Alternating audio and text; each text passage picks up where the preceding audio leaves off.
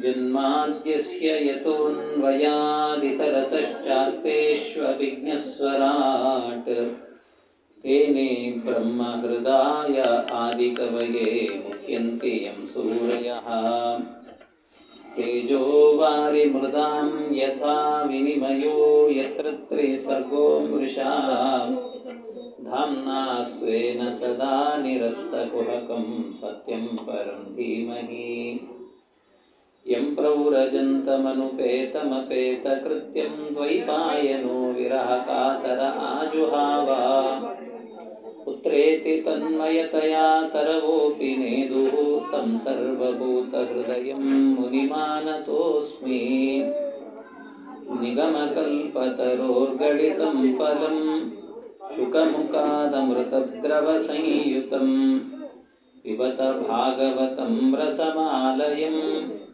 ಮುಹುರಹೋ ರಸಿಕಾ ಭುವಿ ಭಾವುಕಾಃ ಹರಿಕಥಾಮೃತಸಾರ ಗುರುಗಳ ಕರುಣದಿಂದಾಪನಿತು ಪೇಳುವೆ ಪರಮ ಭಗವದ್ಭಕ್ತರಿದನಾದರದಿ ಕೇಳುವುದು. ಶ್ರೀ ಗುರುಭ್ಯೋ ನಮಃ. ಹರಿ ಓಂ ಹರಿ ಓಂ ಹರಿ ಓಂ.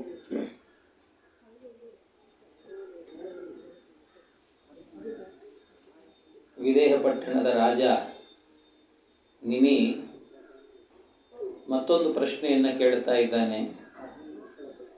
ಯಾನಿ ಯಾನೀಹ ಕರ್ಮಾಣಿ ಯೈರ್ಯೈರ್ ಸ್ವಚ್ಛಂದ ಜನ್ಮಭಿಃ ಚಕ್ರೇ ಕರೋತಿ ಕರ್ತಾವ ಹರಿಸ್ತಾನಿ ಬ್ರುವಂತು ನಃ.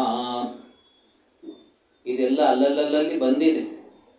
ಬಂದದ್ದನ್ನೇ ಮತ್ತೆ ಕೇಳಿದ್ದಾನೆ. ಸಂಕ್ಷೇಪವಾಗಿ ಬಹಳ ವಿಸ್ತಾರ ಮಾಡಲಿಕ್ಕೆ ಹೋಗಲ್ಲ, ಕೆಲವು ವಿಶೇಷಾಂಶಗಳನ್ನು ಮಾತ್ರ ಹೇಳ್ತಾ ಹೋಗ್ತೇನೆ. ಇಲ್ಲಿ ಅವನು ಕೇಳ್ತಾನೆ, ಶ್ರೀಹರಿ ಭಗವಂತ ಅನೇಕ ಅವತಾರಗಳನ್ನು ಮಾಡಿದ್ದಾನೆ ಪರಮಾತ್ಮ, ಇನ್ನು ಮುಂದೂ ಮಾಡ್ತಾನೆ ಇರ್ತಾನೆ.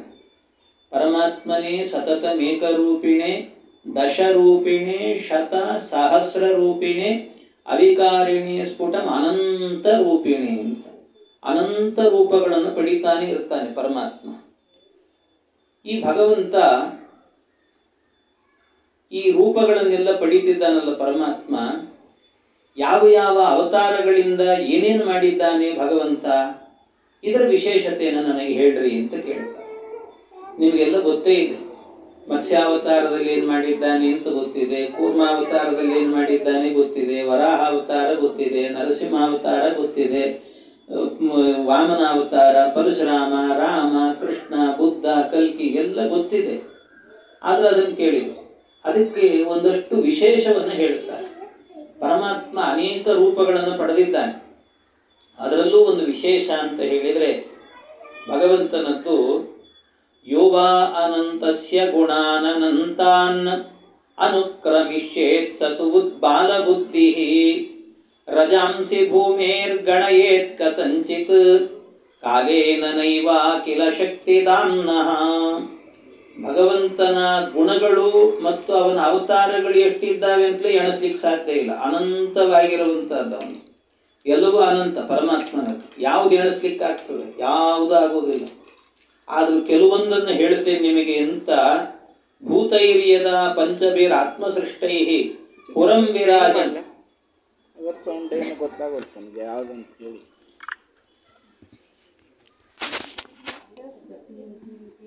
ಅನಂತ ರೂಪಗಳನ್ನು ಪಡೆದಿದ್ದಾನೆ ಪರಮಾತ್ಮ,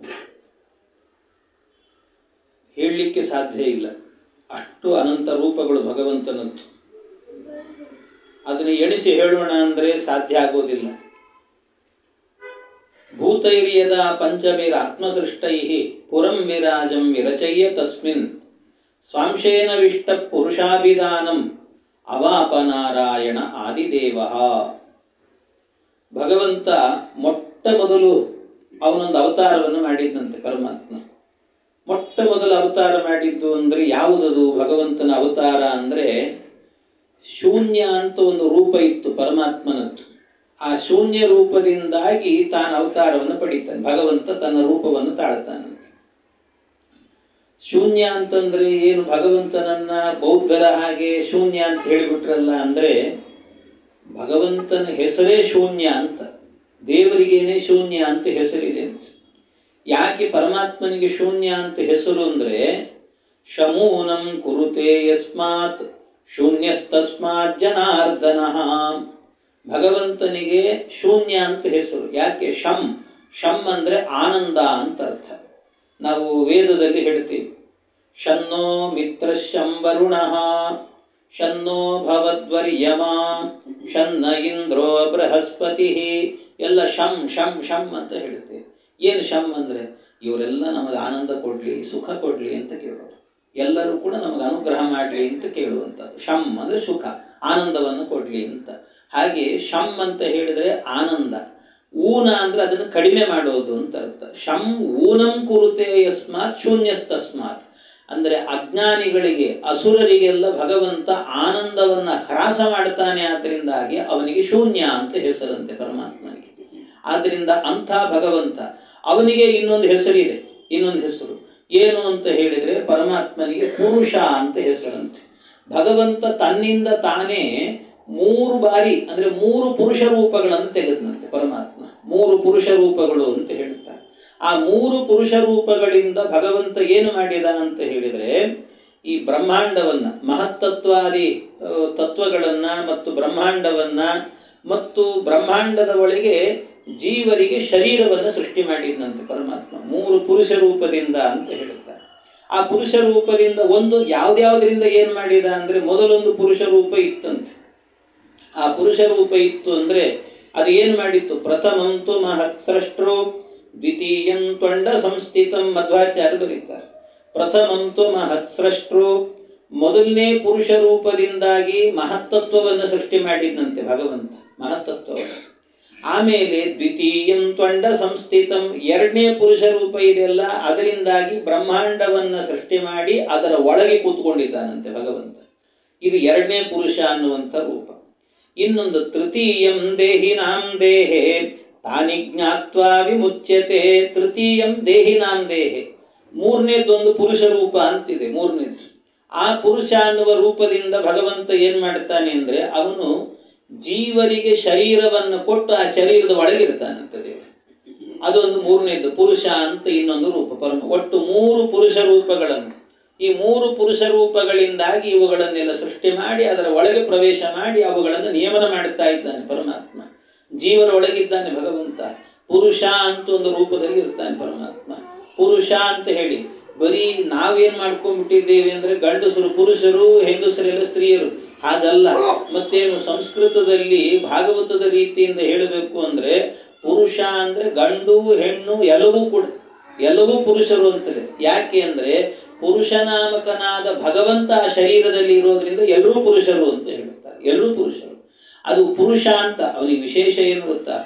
ಅವನು ನಮಗೆ ತಾರ್ಕಿಕ ಪ್ರಕ್ರಿಯೆಯಲ್ಲಿ ಬಹಳ ಚೆನ್ನಾಗಿ ಹೇಳುತ್ತಾರೆ. ಈ ಒಳಗಡೆ ಏನಾಗಿರುತ್ತಂತೆ, ಭಗವಂತ ನಮಗೊಂದು ಒಳಗೆ ಒಂದು ನಾಡಿ ಕೊಟ್ಟಿರ್ತಾನಂತೆ. ಸಣ್ಣದೊಂದು ಹೃದಯದೊಳಗೆ ಒಂದು ನಾಡಿ ಇರ್ತದೆ. ಅದಕ್ಕೆ ಪುರೀತ ಅಂತ ಹೆಸರು. ಪುರೀತ ಅಂತ. ಆ ಪುರೀತ ಎನ್ನುವಂಥ ನಾಡಿ ಇರ್ತದಲ್ಲ, ಆ ನಾಡಿಯಲ್ಲಿ ಈ ಭಗವಂತ ಏನು ಮಾಡ್ತಾನಂತೆ, ಅಲ್ಲಿ ವಾಸ ಮಾಡಿರ್ತಾನಂತೆ ದೇವರು. ಅವನಿಗೆ ಇನ್ನೊಂದು ಹೆಸರು ಪ್ರಾಜ್ಞಾ ಅಂತ ಹೆಸರು ಅವನಿಗೆ. ಇನ್ನೊಂದು ಆ ಪ್ರಾಜ್ಞಾ ಅನ್ನೋ ಹೆಸರಲ್ಲಿ ಅದು ಒಳಗಡೆ ಹೃದಯದೊಳಗೆ ಒಂದು ಸಣ್ಣ ನಾಡಿ. ನಾಡಿ ಅಂದ್ರೆ ಸಣ್ಣದಿರ್ತದೆ. ಯಾಕೆಂದರೆ 72,000 ನಾಡಿ ಇಲ್ಲೇ ಇದ್ದಾವೆ ಅಂದರೆ ಎಷ್ಟು ಸಣ್ಣದಿರಬೇಕು ಲೆಕ್ಕ ಹಾಕ್ರೆ. ಹಾಗಾಗಿ ಅಂಥ ನಾಡಿ ಒಂದು ಹೃದಯದಲ್ಲಿ ಇರ್ತದಂತೆ. ಪುರೀತ ಅಂತ ಹೆಸರು ಅದಕ್ಕೆ. ಆ ಪುರೀತ ಅನ್ನುವಂಥ ನಾಡಿ ಇರ್ತದಲ್ಲ, ಆ ನಾಡಿ ಒಳಗಡೆ ಭಗವಂತ ಇದೇ ಪುರುಷನೇ ಏನು ಮಾಡ್ತಾನೆ, ಪ್ರಾಜ್ಞಾ ಅನ್ನೋ ಹೆಸರಲ್ಲಿ ವಾಸ ಮಾಡ್ತಾನಂತೆ. ಅವನು ವಾಸ ಮಾಡುವಾಗ ಏನಾಗುತ್ತೆ ಅಂದರೆ ಈ ಜೀವ ಇರ್ತಾನಲ್ವ, ಜೀವನಿಗೆ ಭಗವಂತ 3 ರೂಪದಿಂದ ನಿಯಮನಗಳನ್ನು ಮಾಡ್ತಾನೆ. ವಿಶ್ವ, ತೈಜಸ, ಪ್ರಾಜ್ಞಾ ಅಂತ.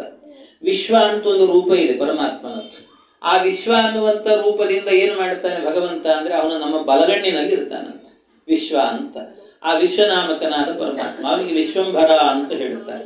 ವಿಶ್ವಂಭರ ಅಂತಂದರೆ ಪರಮಾತ್ಮನಿಗೆ ವಿಶ್ವಂಭರ ಅನ್ನುವಂಥದ್ದು ಅದು ಎಂಥದ್ದು ಅಂದರೆ ಒಟ್ಟು 19 ಮುಖಗಳಿವೆ ಪರಮಾತ್ಮನಿಗೆ.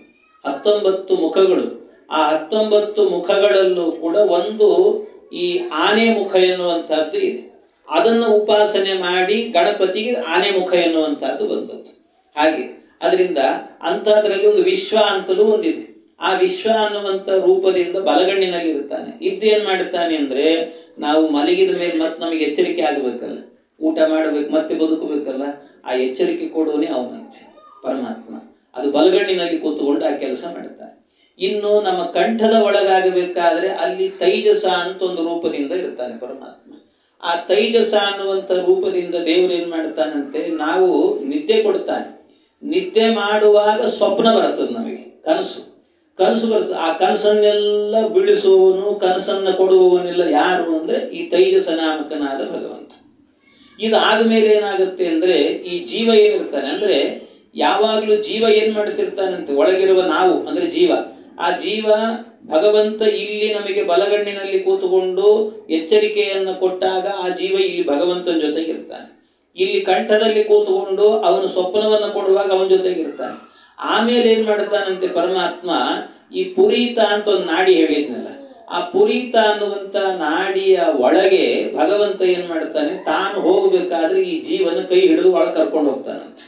ಸಣ್ಣ ನಾಡಿ ಅದು, ಅವನು ಅಷ್ಟೇ ಸೂಕ್ಷ್ಮ ಇರ್ತಾನೆ, ಜೀವನೂ ಅಷ್ಟೇ ಸೂಕ್ಷ್ಮ. ಜೀವ ಎಷ್ಟು ಸೂಕ್ಷ್ಮ ಅಂದರೆ ಹರಿಕಥಾಮೃತ ಸಾರದಲ್ಲೆಲ್ಲ ಹೇಳ್ತಾರೆ. ಈ ಕುದುರೆ ಬಾಲ ಇರ್ತದಲ್ಲ, ಅದು 1001 ಅಂಶ, ಅದನ್ನು ಕತ್ತರಿಸ್ಬೇಕಂತೆ. ಎಲ್ಲಿ ಕುದುರೆ ಏನೋ ನೈಸಾಗಿರ್ತದೆ ಅದು ಕುದುರೆ ಬಾಲ ಏನೋ ಅಂತ, ಅದು ಮತ್ತು ಉದ್ದ ಅಲ್ಲ ಕತ್ತರಿಸೋದು, ಅಡ್ಡಡ್ಡವಾಗಿ ಕತ್ತರಿಸ್ಬೇಕು. ಅದನ್ನು ಅಡ್ಡಡ್ಡವಾಗಿ ಕತ್ತರಿಸಿದಾಗ ಏನು ತುಣುಕು ಸಿಗ್ತದದು, ಅದು ಸಿಗೋದೇ ಇಲ್ಲ ನಮಗೆ. 1000 ಬಾರಿ ಕತ್ತರಿಸಿದ್ರೆ ಎಲ್ಲಿ ಸಿಗ್ತದೆ ಅಂತ ಅಷ್ಟು ಸೂಕ್ಷ್ಮವಾಗಿ ಜೀವ ಇರ್ತಾನೆ. ಅಷ್ಟೇ ಸೂಕ್ಷ್ಮವಾಗಿ ಭಗವಂತನೂ ಕೂಡ ಇದ್ದು ಈ ಜೀವನ್ನೇನು ಮಾಡ್ತಾನಂತೆ, ಕೈ ಹಿಡಿದು ಕರ್ಕೊಂಡು ಹೋಗ್ತಾನಂತೆ ಒಳಗಡೆ ಈ ಪುರೀತ ಅನ್ನೋ ನಾಡಿ ಒಳಗೆ ಕರ್ಕೊಂಡು ಹೋದಾಗ ಅಲ್ಲಿ ಒಳಗಡೆ ಏನಾಗ್ತದಂತೆ, ಅದರ ಒಳಗೆ ಪ್ರವೇಶ ಮಾಡ್ತಾ ಇದ್ದಂತೆ ಒಂದು ಸರ್ತಿ ಆ ಜೀವನ ಈ ಗಟ್ಟಿ ಹಿಡ್ಕೊಳ್ತಾನಂತೆ ಪರಮಾತ್ಮ. ಆಲಿಂಗನೆ ಮಾಡಿ ನಿದ್ದೆ ಬಂದ್ಬಿಡ್ತದೆ. ಕನಸಿಲ್ಲ ಗಿನಸಿಲ್ಲ ಏನಿಲ್ಲ, ಸುಖವಾದ ನಿದ್ದೆ ಅಂತ ಹೇಳ್ತಾರಲ್ಲ, ಆನಂದಮಯವಾದಂಥ ನಿದ್ದೆ. ಅದು ಏನಾಗ್ತಿರ್ತದೆ, ಕೆಲವೊಂದು ಸರ್ತಿ ಏನಾಗ್ತಿರ್ತದೆ ಅಂದರೆ ಅವನು ಒಳಗೆ ಕರ್ಕೊಂಡು ಹೋಗ್ತಿರ್ತಾನೆ, ಪಕ್ಕದಲ್ಲಿ ಯಾರಾದರೂ ಡಿಸ್ಟರ್ಬ್ ಮಾಡಿದ್ರಂದ್ರೆ ಎಚ್ಚರಿಕೆ ಆಗ್ತಿರ್ತದೆ. ಕೆಲವೊಂದು ಸರ್ತಿ ಎದ್ದೇಳ್ತಿರ್ತಾರೆ, ಏನಿದು ಅಂತ.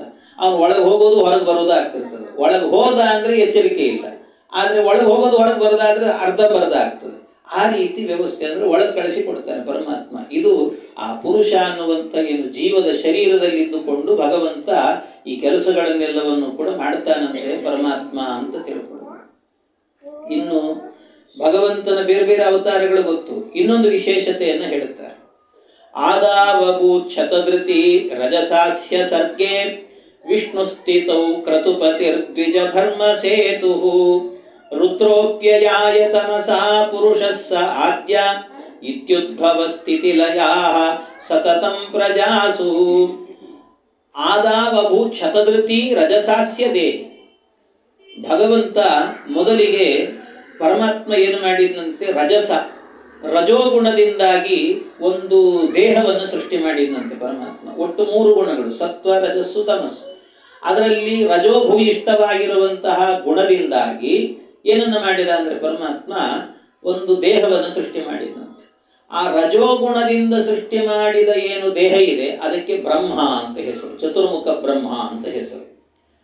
ಅವನ ಒಳಗೂ ಭಗವಂತ ಪ್ರವೇಶ ಮಾಡಿದಂತೆ ಪರಮಾತ್ಮ. ಅವನಿಗೇನು ಹೆಸರು ಅಂದರೆ, ಅವನ ಒಳಗಿರುವ ಭಗವಂತನಿಗೆ ಹೆಸರೇನು ಅಂದರೆ ಅವನಿಗೂ ಬ್ರಹ್ಮ ಅಂತ ಹೆಸರಂತೆ. ಬ್ರಹ್ಮಣಿ ಬ್ರಹ್ಮರೂಪೋಸವು ಅಂತ ಹೇಳ್ತಾರೆ. ಅದಕ್ಕೆ ಬ್ರಹ್ಮಣಿಸ್ತೋ ಸೃಜತ್ ವಿಷ್ಣು ಅಂತ, ಅಸೃಜತ್ ವಿಷ್ಣು. ಅಲ್ಲಿ ಇದ್ದುಕೊಂಡು ಏನು ಮಾಡ್ತಾನೆ ಅವನು ಪರಮಾತ್ಮ ಅಂದರೆ ಜಗತ್ತನ್ನೆಲ್ಲ ಸೃಷ್ಟಿ ಮಾಡ್ತಾನಂತೆ ಪರಮಾತ್ಮ. ಇದು ಒಂದು ಕೆಲಸ, ಇದು ಒಂದು ಭಗವಂತನ ಒಂದು ಅವತಾರದ ಒಂದು ವ್ಯಾಪಾರ ವಿಶೇಷ ಅಂತ. ಹೀಗೆ ಬ್ರಹ್ಮನಲ್ಲಿ ಒಳಗಡೆ ಇದ್ದುಕೊಂಡು ಜಗತ್ತಿನ ಸೃಷ್ಟಿಯನ್ನೆಲ್ಲ ಮಾಡ್ತಾನಂತೆ ಪರಮಾತ್ಮ. ಅಷ್ಟೇ ಅಲ್ಲ, ರುದ್ರೋಪ್ಯಯಾಯ ತಮಸ ಪುರುಷಸ್ಸ ಆದ್ಯ. ರುದ್ರೋಪಿ ಅಯಾಯ ತಮಸ. ತಮಸ ಅಂದರೆ ತಮಸ್ಸು, ತಮೋಗುಣ. ತಮೋಗುಣದಿಂದ ಇನ್ನೊಂದು ಶರೀರವನ್ನು ಸೃಷ್ಟಿ ಮಾಡಿದಂತೆ. ಆ ತಮೋಗುಣದಿಂದ ಮಾಡಿದ ಏನು ಸೃಷ್ಟಿ ಇದೆ ಅಲ್ಲ ಶರೀರ, ಆ ಶರೀರಕ್ಕೆ ಹೆಸರೇನು ಅಂದರೆ ರುದ್ರ ಅಂತ ಹೆಸರಂತೆ. ರುದ್ರ ಶಿವ. ಆ ಭಗವಂತ ಅವನೇನಿದ್ದಾನಲ್ಲ, ರುದ್ರ ಇದ್ದಾನಲ್ವ, ಅವನ ಒಳಗೂ ಕೂಡ ಭಗವಂತ ಇದ್ದಾನಂತೆ. ಅವನ ಒಳಗೂ ಒಂದು ರೂಪದಿಂದ ಹೋಗ್ನಂತೆ. ಅಲ್ಲಿ ಇರುವಂಥ ಪರಮಾತ್ಮನಿಗೆ ಹೆಸರೇನು ಅಂದರೆ ಅವನಿಗೂ ರುದ್ರ ಅಂತಲೇ ಹೆಸರಂತೆ. ಅವನಿಗೂ ರುದ್ರ ಅಂತ. ಸ್ಥಿತ್ವಾ ರುದ್ರೇ ತ್ವಭಕ್ಷಯತ್ ಅಂತ ಹೇಳ್ತಾರೆ. ಸ್ಥಿತ್ವಾ ರುದ್ರೇ ತ್ವಭಕ್ಷಯತ್. ಈ ಇಡೀ ಜಗತ್ತು ಏನಿದೆ ಅಲ್ವಾ, ಜಗತ್ತನ್ನು ಕೊನೆ ಕಾಲದಲ್ಲಿ ರುದ್ರದೇವರ ಒಳಗೆ ನಿಂತು ಪ್ರಳಯವನ್ನು ಮಾಡ್ತಾನಂತೆ ಪರಮಾತ್ಮ. ದಿವ್ಯವಾಗಿರುವಂಥ ಪ್ರಳಯ, ಇಡೀ ಪ್ರಪಂಚದ ಪ್ರಳಯ ಎನ್ನುವಂಥದ್ದನ್ನು ಮಾಡ್ತಾನೆ ಭಗವಂತ. ಹೀಗೆ ಪ್ರಳಯವನ್ನು ಮಾಡ್ತಾ, ಅಂದರೆ ಜಗತ್ತನ್ನು ಪ್ರಳಯ ಮಾಡಬೇಕಾದ್ರೆ ಭಗವಂತ ರುದ್ರನ ಒಳಗೆ ನಿಂತುಕೊಂಡು ತಾನು ಪ್ರಳಯ ಮಾಡ್ತಾನಂತೆ. ಆಮೇಲೆ ರುದ್ರಾದಿ ದೇವತೆಗಳಿದ್ದಾರೆ, ರುದ್ರಾದಿ ದೇವತೆಗಳಿಗೂ ಒಂದು ಪ್ರಳಯ ಇದೆ, ಅವರಿಗೊಂದು ಪ್ರಳಯ ಮಾಡಬೇಕಲ್ಲ. ಆ ಪ್ರಳಯವನ್ನು ಏನು ಮಾಡ್ತಾನಂತೆ, ತಾನೇ ನರಸಿಂಹ ರೂಪದಿಂದ ಮಾಡ್ತಾನಂತೆ ಪರಮಾತ್ಮ. ನರಸಿಂಹ ಅನ್ನುವಂಥ ರೂಪದಿಂದ ತಾನೇ ಮಾಡ್ತಾನೆ. ತನಗೆ 3 ಕಣ್ಣಂತೆ ನರಸಿಂಹನಿಗೆ, ಅವನಿಗೆ ತ್ರಿನೇತ್ರ ನರಸಿಂಹ ಅಂತಲೇ ಹೇಳ್ತಾರಲ್ಲ, ಹಾಗಾಗಿ ಅವನಿಗೆ 3 ಕಣ್ಣು, ಹಣೆಗಣ್ಣು. ಆ ಹಣೆಯಲ್ಲೂ ಒಂದು ಕಣ್ಣಿದೆ ಭಗವಂತನಿಗೆ. ಆ ಕಣ್ಣನ್ನು ತೆರಿತಾನಂತೆ. ತೆರೆದಾಗ ಅಲ್ಲಿಂದ ಅಗ್ನಿಯ ಕಿಡಿಗಳು ಹಾರ್ತಾವಂತೆ. ಆ ಕಿಡಿಗಳೆಲ್ಲವೂ ಕೂಡ ಹಾರಿದಾಗ ಅದರಿಂದಾಗಿ ಏನಾಗುತ್ತೆ ಅಂತ ಎಲ್ಲರೂ ಕೂಡ ಬ್ರಹ್ಮಾದಿ ದೇವತೆಗಳೆಲ್ಲರೂ ಕೂಡ ಲಯವನ್ನು ಹೊಂದ್ತಾರೆ. ಅವರನ್ನೆಲ್ಲ ಲಯ ಮಾಡ್ತಕ್ಕಂಥದ್ದು ಹಾಗೆ ಅಂತ. ಇದರಲ್ಲಿ ವಾಯುಸ್ತುತಿ ಆರಂಭದಲ್ಲಿ ಒಂದು ಶ್ಲೋಕ ಬರ್ತದೆ. ಲಕ್ಷ್ಮೀಕಾಂತ ಸಮಂತತೋಪಿ ಕಲಯನ್ ನೈವೇಶಿತುಸ್ತೆ ಸಮಂ ಪಶ್ಯಾಮ್ಯುತ್ತಮ ವಸ್ತು ದೂರತರತೋ ಅಪಾಸ್ತಂ ರಸೋ ಯೋಷ್ಟಮಃ ಯದ್ರೋಷೋತ್ಕರ ದಕ್ಷ ನೇತ್ರ ಕುಟಿಲ ಪ್ರಾಂತೋತ್ಥಿತಾಗ್ನಿ ಸ್ಫುರತ್. ಅಲ್ಲಿ ಪ್ರಾಂತ ಉತ್ಥಿತ ಅಗ್ನಿ, ಅಲ್ಲಿಂದ ಅಂದರೆ ದಕ್ಷ ನೇತ್ರ ಹಣೆಯಲ್ಲಿರುವಂಥ ಕಣ್ಣಿನಿಂದಾಗಿ ಅಗ್ನಿಯ ಕಿಡಿಗಳು ಹಾರ್ತವಂತೆ. ಪ್ರಾಂತೋತ್ಥಿತಾಗ್ನಿ ಸ್ಫುರತ್ ಖದ್ಯೋತೋಪಮ ವಿಷ್ಪುಲಿಂಗ ಭಸಿತಾ. ಯಾರು ಈ ಪ್ರಳಯಾಗ್ನಿಯಲ್ಲಿ ಸುಡುತ್ತಾರೆ ಅಂದರೆ ಬ್ರಹ್ಮ, ಈಶ, ಶಕ್ರ, ಇವರೆಲ್ಲ ಬ್ರಹ್ಮೇಶ ಶಕ್ರೋತ್ಕರಾಹ, ಇವರನ್ನೆಲ್ಲರನ್ನು ಕೂಡ ಭಗವಂತ ಇವರನ್ನೆಲ್ಲ ಏನು ಮಾಡ್ತಾನಂತೆ ಪರಮಾತ್ಮ ಪ್ರಳಯ ಮಾಡ್ತಾನೆ ಅಂತ. ಹೀಗೆ ರುದ್ರದೇವರಲ್ಲಿದ್ದುಕೊಂಡು ಜಗತ್ತಿನ ಪ್ರಳಯ, ಆಮೇಲೆ ತಾನಾಗಿಯೇ ನರಸಿಂಹನಾಗಿ ಪರಮಾತ್ಮ ಎಲ್ಲರ ಪ್ರಳಯವನ್ನು ಕೂಡ, ಬ್ರಹ್ಮಾದಿ ದೇವತೆಗಳ ಪ್ರಳಯ, ಹೀಗೆಲ್ಲ ಪ್ರಳಯಗಳನ್ನು ಕೂಡ ಮಾಡ್ತಾನೆ ಪರಮಾತ್ಮ. ರುದ್ರೋಪ್ಯಯಾಯ ತಮಸ ಪುರುಷಸ್ಸ ಆದ್ಯ. ಹೀಗೆ ತಮೋಗುಣದಿಂದ ರುದ್ರದೇವರನ್ನು ಸೃಷ್ಟಿ ಮಾಡಿ ಅವನ ಒಳಗೆ ರುದ್ರ ಅನ್ನೋ ಹೆಸರಿನಿಂದ ಪ್ರವೇಶ ಮಾಡಿ ಎಲ್ಲ ಕೆಲಸವನ್ನು ಮಾಡ್ತಾನೆ. ಅಷ್ಟೇ ಅಲ್ಲ, ವಿಷ್ಣು ಸ್ಥಿತೌ ಕ್ರತುಪತಿರ್ದ್ವಿಜ ಧರ್ಮ ಸೇತು. ಇನ್ನು ವಿಷ್ಣು ಅನ್ನುವಂಥ ರೂಪದಿಂದ ತಾನೇ ಸ್ವತಃ ಏನು ಮಾಡ್ತಾನಂತೆ, ಪೃಥಕ್ ಸ್ಥಿತ್ವ ಜಗತ್ಪಾತಿ ಅಂತ ಹೇಳ್ತಾರೆ. ಪೃಥಕ್ಕಾಗಿ ತಾನೇ ವಿಷ್ಣು ಅನ್ನುವ ಹೆಸರಿನಿಂದ ಇದ್ದುಕೊಂಡು ಭಗವಂತ ಇಡೀ ಜಗತ್ತಿನ ಸಂರಕ್ಷಣೆಯನ್ನು ಮಾಡ್ತಾನೆ. ನಮಗೆ ಗೊತ್ತೇ ಆಗಲ್ಲ, ಹಂತ ಹಂತದಲ್ಲಿ ನಮ್ಮ ರಕ್ಷಣೆ ಮಾಡ್ತಿರ್ತಾನೆ ದೇವರು. ಎಷ್ಟೆಷ್ಟು ಹಂತ ಇರುತ್ತೆ ಅಂದರೆ ಅದು ಹೇಳಲಿಕ್ಕೆ ಸಾಧ್ಯ ಇಲ್ಲ. ಎಲ್ಲ ಕಾಲದಲ್ಲೂ ಕೂಡ ಜಗತ್ತಿನಲ್ಲಿ ದೊಡ್ಡ ದೊಡ್ಡ ವೈದ್ಯರು ಅಂತ ಏನೇನಿರ್ತಾರೆ, ಎಲ್ಲರೂ ಕೂಡ ಒಂದು ಸರ್ತಿ ಇಲ್ಲಪ್ಪ ಇವ್ರು ಮುಗೀತು ಅಂತಲೇ ಹೇಳಿರ್ತಾರೆ. ಹೊಗೆ ಬಿಟ್ರು ಮುಗೀತು ಅಂತಂದಿರ್ತಾರೆ. ನಮ್ಮೂರಿನ ಇಲ್ಲಿದ್ದಂಥ ಪ್ರಸಿದ್ಧವಾದಂಥ ಪಂಡಿತರೇ ಒಬ್ಬರು ಭಾಳ ಹಿಂದೆ ನಮಗೆಲ್ಲ ಪರಿಚಯ, ಪಂಡರನಾಥಾಚಾರ್ಯ. ಅವರಿಗೆ ಒಂದು ಸರ್ತಿ ಏನಾಗಿತ್ತು, ಅವ್ರಿಗೇನೋ ಸ್ವಲ್ಪ ಜಡ್ಡು ಬಂತು, ವಯಸ್ಸಾಗಿತ್ತು. ಅವ್ರಿಗಿಲ್ಲೇ ವಿವೇಕಾನಂದ ಆಸ್ಪತ್ರೆಯಲ್ಲಿ ಸೇರಿಸಿದಾಗ ಡಾಕ್ಟ್ರುಗಳೆಲ್ಲರೂ ಕೂಡ ಬಂದರು, ದೊಡ್ಡ ದೊಡ್ಡ ವೈದ್ಯರು ನೋಡಿದರು. ಇನ್ನು 10-12 ದಿವಸ ಅಷ್ಟೇ, ಜಾಸ್ತಿ ಇಲ್ಲ ಅಂದರು. ಎಲ್ಲ ಮುಗಿತೇನಿಲ್ಲ ಅಂತಂದರು. ಆಮೇಲೆ ಅವರನ್ನು ಏನು ಮಾಡಿದರು, ಇಲ್ಲಿ ಆಗ್ತಾ ಇಲ್ಲ ಅಂತ ಅಂದ್ಕೊಂಡು ಬೆಂಗಳೂರಿಗೆ ಒಂದು ನಾರಾಯಣ ಹೃದಯಾಲಯ ಅಂತ ಅಲ್ಲಿಗೆ ಕರ್ಕೊಂಡು ಹೋದ್ರು. ಅಲ್ಲಿಗೆ ಕರ್ಕೊಂಡು ಹೋದ್ಮೇಲೆ ಚೇತರಿಸ್ಕೊಂಡ್ರು. ಆಮೇಲೆ 12 ವರ್ಷ ಬದುಕಿದ್ರು. ಮತ್ತು ಆಮೇಲೆ 12 ವರ್ಷ ಬದುಕಿದ್ರು. ಎಷ್ಟು ವಿಚಿತ್ರ. ಅದರಿಂದಾಗಿ ಆ ಪಾಲನೆ, ಭಗವಂತನ ರಕ್ಷಣೆ ಎನ್ನುವಂಥದ್ದು ಹೇಗಾಗತ್ತೆ ನಾವು ಹೇಳಲಿಕ್ಕೆ ಸಾಧ್ಯ ಇಲ್ಲ. ಯಾವ ರೀತಿ ಮಾಡ್ತಾನೆ ಗೊತ್ತಾಗಲ್ಲ ನಮಗೆ. ಹಾಗೆ ವಿಷ್ಣು ಸ್ಥಿತೌ ಕ್ರತುಪತಿ ದ್ವಿಜಧರ್ಮ ಸೇತು. ಈ ರೀತಿ ಭಗವಂತ ವಿಷ್ಣು ಅನ್ನುವಂಥ ರೂಪದಿಂದಲೇ ಪಾಲನೆಯನ್ನು ಮಾಡ್ತಾನೆ ಭಗವಂತ ಅಂತ ಹೇಳ್ತಾರೆ. ಹೀಗೆ 3 ರೂಪಗಳು ಭಗವಂತನಿಗೆ ಇದೆ ಅಂತೆ. ಬ್ರಹ್ಮ, ವಿಷ್ಣು, ಮಹೇಶ್ವರ ಅಂತ 3 ರೂಪಗಳು ಭಗವಂತನದ್ದೇ ರೂಪಗಳು, ಪರಮಾತ್ಮನದ್ದೇ, ವಿಷ್ಣುವಿನದ್ದೇ ರೂಪಗಳು ಅಂತ. ಹೀಗೆ ಇದು ಪರಮಾತ್ಮನ ರೂಪಗಳ ವಿಶೇಷ ಅಂತ ಹೇಳಿದ್ದಾರೆ. ಇದಲ್ಲದೇನೆ ಮತ್ತೊಂದು ವಿಶೇಷತೆಯನ್ನು ಹೇಳ್ತಾರೆ. ಇಂದ್ರೋಪಿ ನಾಕ್ಯ ಸುಖಮೇವ ಜಿಗೃಕ್ಷತೀತಿ ಕಾಮಂ ನ್ಯಯುಕ್ತ ಸಗಣಂ ಸ ಬದರ್ಯುಪಾಖ್ಯಂ. ಅನೇಕ ಭಗವಂತನ ರೂಪಗಳು. ಒಂದು ಧರ್ಮ ಪ್ರಜಾಪತಿ ಅಂತೊಬ್ಬ ಯಮಧರ್ಮ, ಅವನಿಗೆ 13 ಜನ ಹೆಂಡಂದರಿರ್ತಾರೆ. ಆ 13 ಜನ ಹೆಂಡಂದರಲ್ಲಿ ಒಬ್ಬರಲ್ಲಿ ಈ ಪ್ರಜಾಪತಿಗೆ ಧರ್ಮ ಪ್ರಜಾಪತಿಯಿಂದಾಗಿ ಈ ದಕ್ಷ ಪ್ರಜಾಪತಿ ಮಗಳಾಗಿರುವಂತಹ ಮೂರ್ತಿದೆ. ಒಟ್ಟು ದಕ್ಷ ಪ್ರಜಾಪತಿಗಳಿಗೆ 16 ಜನ ಹೆಣ್ಣು ಮಕ್ಕಳು. ಅದರಲ್ಲಿ 13 ಜನರನ್ನು ಧರ್ಮ ಪ್ರಜಾಪತಿ ಕೊಟ್ಟು ಮದುವೆ ಮಾಡಿದ್ರು. ಅದರಲ್ಲಿ ಮೂರ್ತಿ ಅಂತ ಒಬ್ಬಳಿರ್ತಾಳೆ. ಆ ಮೂರ್ತಿ ದೇವಿಯಲ್ಲಿ ಭಗವಂತ 2 ರೂಪದಿಂದ ಅವತಾರ, ಹರಿ ನಾರಾಯಣ ಅಂತ 2 ರೂಪದಿಂದ ಅವತಾರ ಮಾಡ್ತಾನೆ. ಅದರಲ್ಲಿ ಏನು ನಾರಾಯಣ ಅಂತಿದ್ದಾನೆ, ನರ ಮತ್ತು ನಾರಾಯಣ ಅಂತ ಎರಡಿದೆ. ಅದರಲ್ಲಿ ನರ ಅನ್ನೋದು ಶೇಷದೇವರು, ವಿಶೇಷವಾಗಿ ಭಗವಂತನ ಆವೇಶ. ಹಾಗೆ ಆ ನಾರಾಯಣ ಅನ್ನುವಂಥ ರೂಪದಿಂದ ಇದ್ದಾನೆ ಪರಮಾತ್ಮ. ಆಮೇಲೆ ಅವನು ಮಹರ್ಷಿ, ದೊಡ್ಡ ಜ್ಞಾನಿ. ಅವನು ಎಲ್ಲಿ ಈ ಬದರಿಕಾಶ್ರಮದಲ್ಲಿ ಹೋಗಿ ತಪಸ್ಸು ಮಾಡ್ತಾ ಇದ್ದಂತೆ. ಈ ಇಂದ್ರನ ಸಮಸ್ಯೆ ಏನು ಅಂದರೆ, ಯಾರೇ ತಪಸ್ಸು ಮಾಡಿದರೂ ಕೂಡ ಎಲ್ಲಿ ನನ್ನ ಸಾಮ್ರಾಜ್ಯವನ್ನು ಅಪಹರಣ ಮಾಡಿಬಿಡ್ತಾರೆ ಅಂತ ಅವನಿಗೆ ಹೆದರಿಕೆ.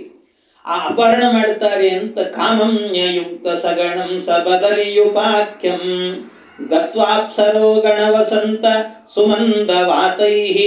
ಅದಕ್ಕೇನು ಮಾಡಿದಂತೆ, ಅಪ್ಸರ ಸ್ತ್ರೀಯರನ್ನೆಲ್ಲ ಕಳಿಸಿದ. ಆ ಅಪ್ಸರ ಸ್ತ್ರೀಯರನ್ನೆಲ್ಲ ಕಳಿಸಿ ಏನವರು ಮೈಮಾಟಗಳನ್ನೆಲ್ಲ ಮಾಡಿ ಇವರ ತಪಸ್ಸನ್ನು ಭಂಗ ಮಾಡಿ ಏನೋ ಮಾಡಬೇಕು ಭಾರಿ ಪ್ರಯತ್ನ ಮಾಡಿದರು.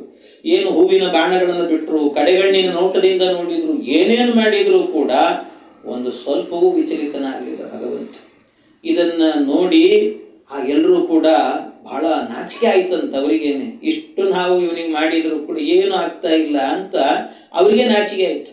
ನಾಚಿಕೆ ಆದಾಗ ಭಗವಂತ ಹೇಳಿದ್ನಂತೆ, ನಮ್ಮ ಆಶ್ರಮಕ್ಕೆ ಬಂದವ್ರನ್ನ ಹಂಗೆ ವಾಪಸ್ ಕಳಿಸೋದಿಲ್ಲ, ಸತ್ಕಾರ ಮಾಡಿ ಕಳಿಸ್ತೀನಿ, ಬರ್ರಿ ಇಲ್ಲಿ ಅಂತ ಕರೆದ್ನಂತೆ ಎಲ್ಲ ಅಪ್ಸರೆಯರನ್ನೆಲ್ಲ ಕರೆದು ಇತ್ತಂಬ್ರುವತ್ಯ ಭಯದೇ ನರದೇವ ದೇವೇ. ಹೀಗೆ ಅವರನ್ನೆಲ್ಲ ಕರೆದೇನು ಮಾಡಿದ್ನಂತೆ ಪರಮಾತ್ಮ, ತನ್ನ ತೊಡೆಯಿಂದ ಒಂದು ಹೆಣ್ಣನ್ನು ಸೃಷ್ಟಿ ಮಾಡಿದ, ಊರ್ವಶಿ ಅಂತ ಹೆಸರಂತೆ. ಅವಳನ್ನು ಸೃಷ್ಟಿ ಮಾಡಿ ನನ್ನ ಕಡೆಯಿಂದ ಇಂದ್ರನಿಗೊಂದು ಗಿಫ್ಟ್ ತಗೊಂಡು ಹೋಗ್ರಿ ಅಂತ ಕೊಟ್ಟು ಕಳಿಸಿದ್ನಂತೆ ದೇವರು.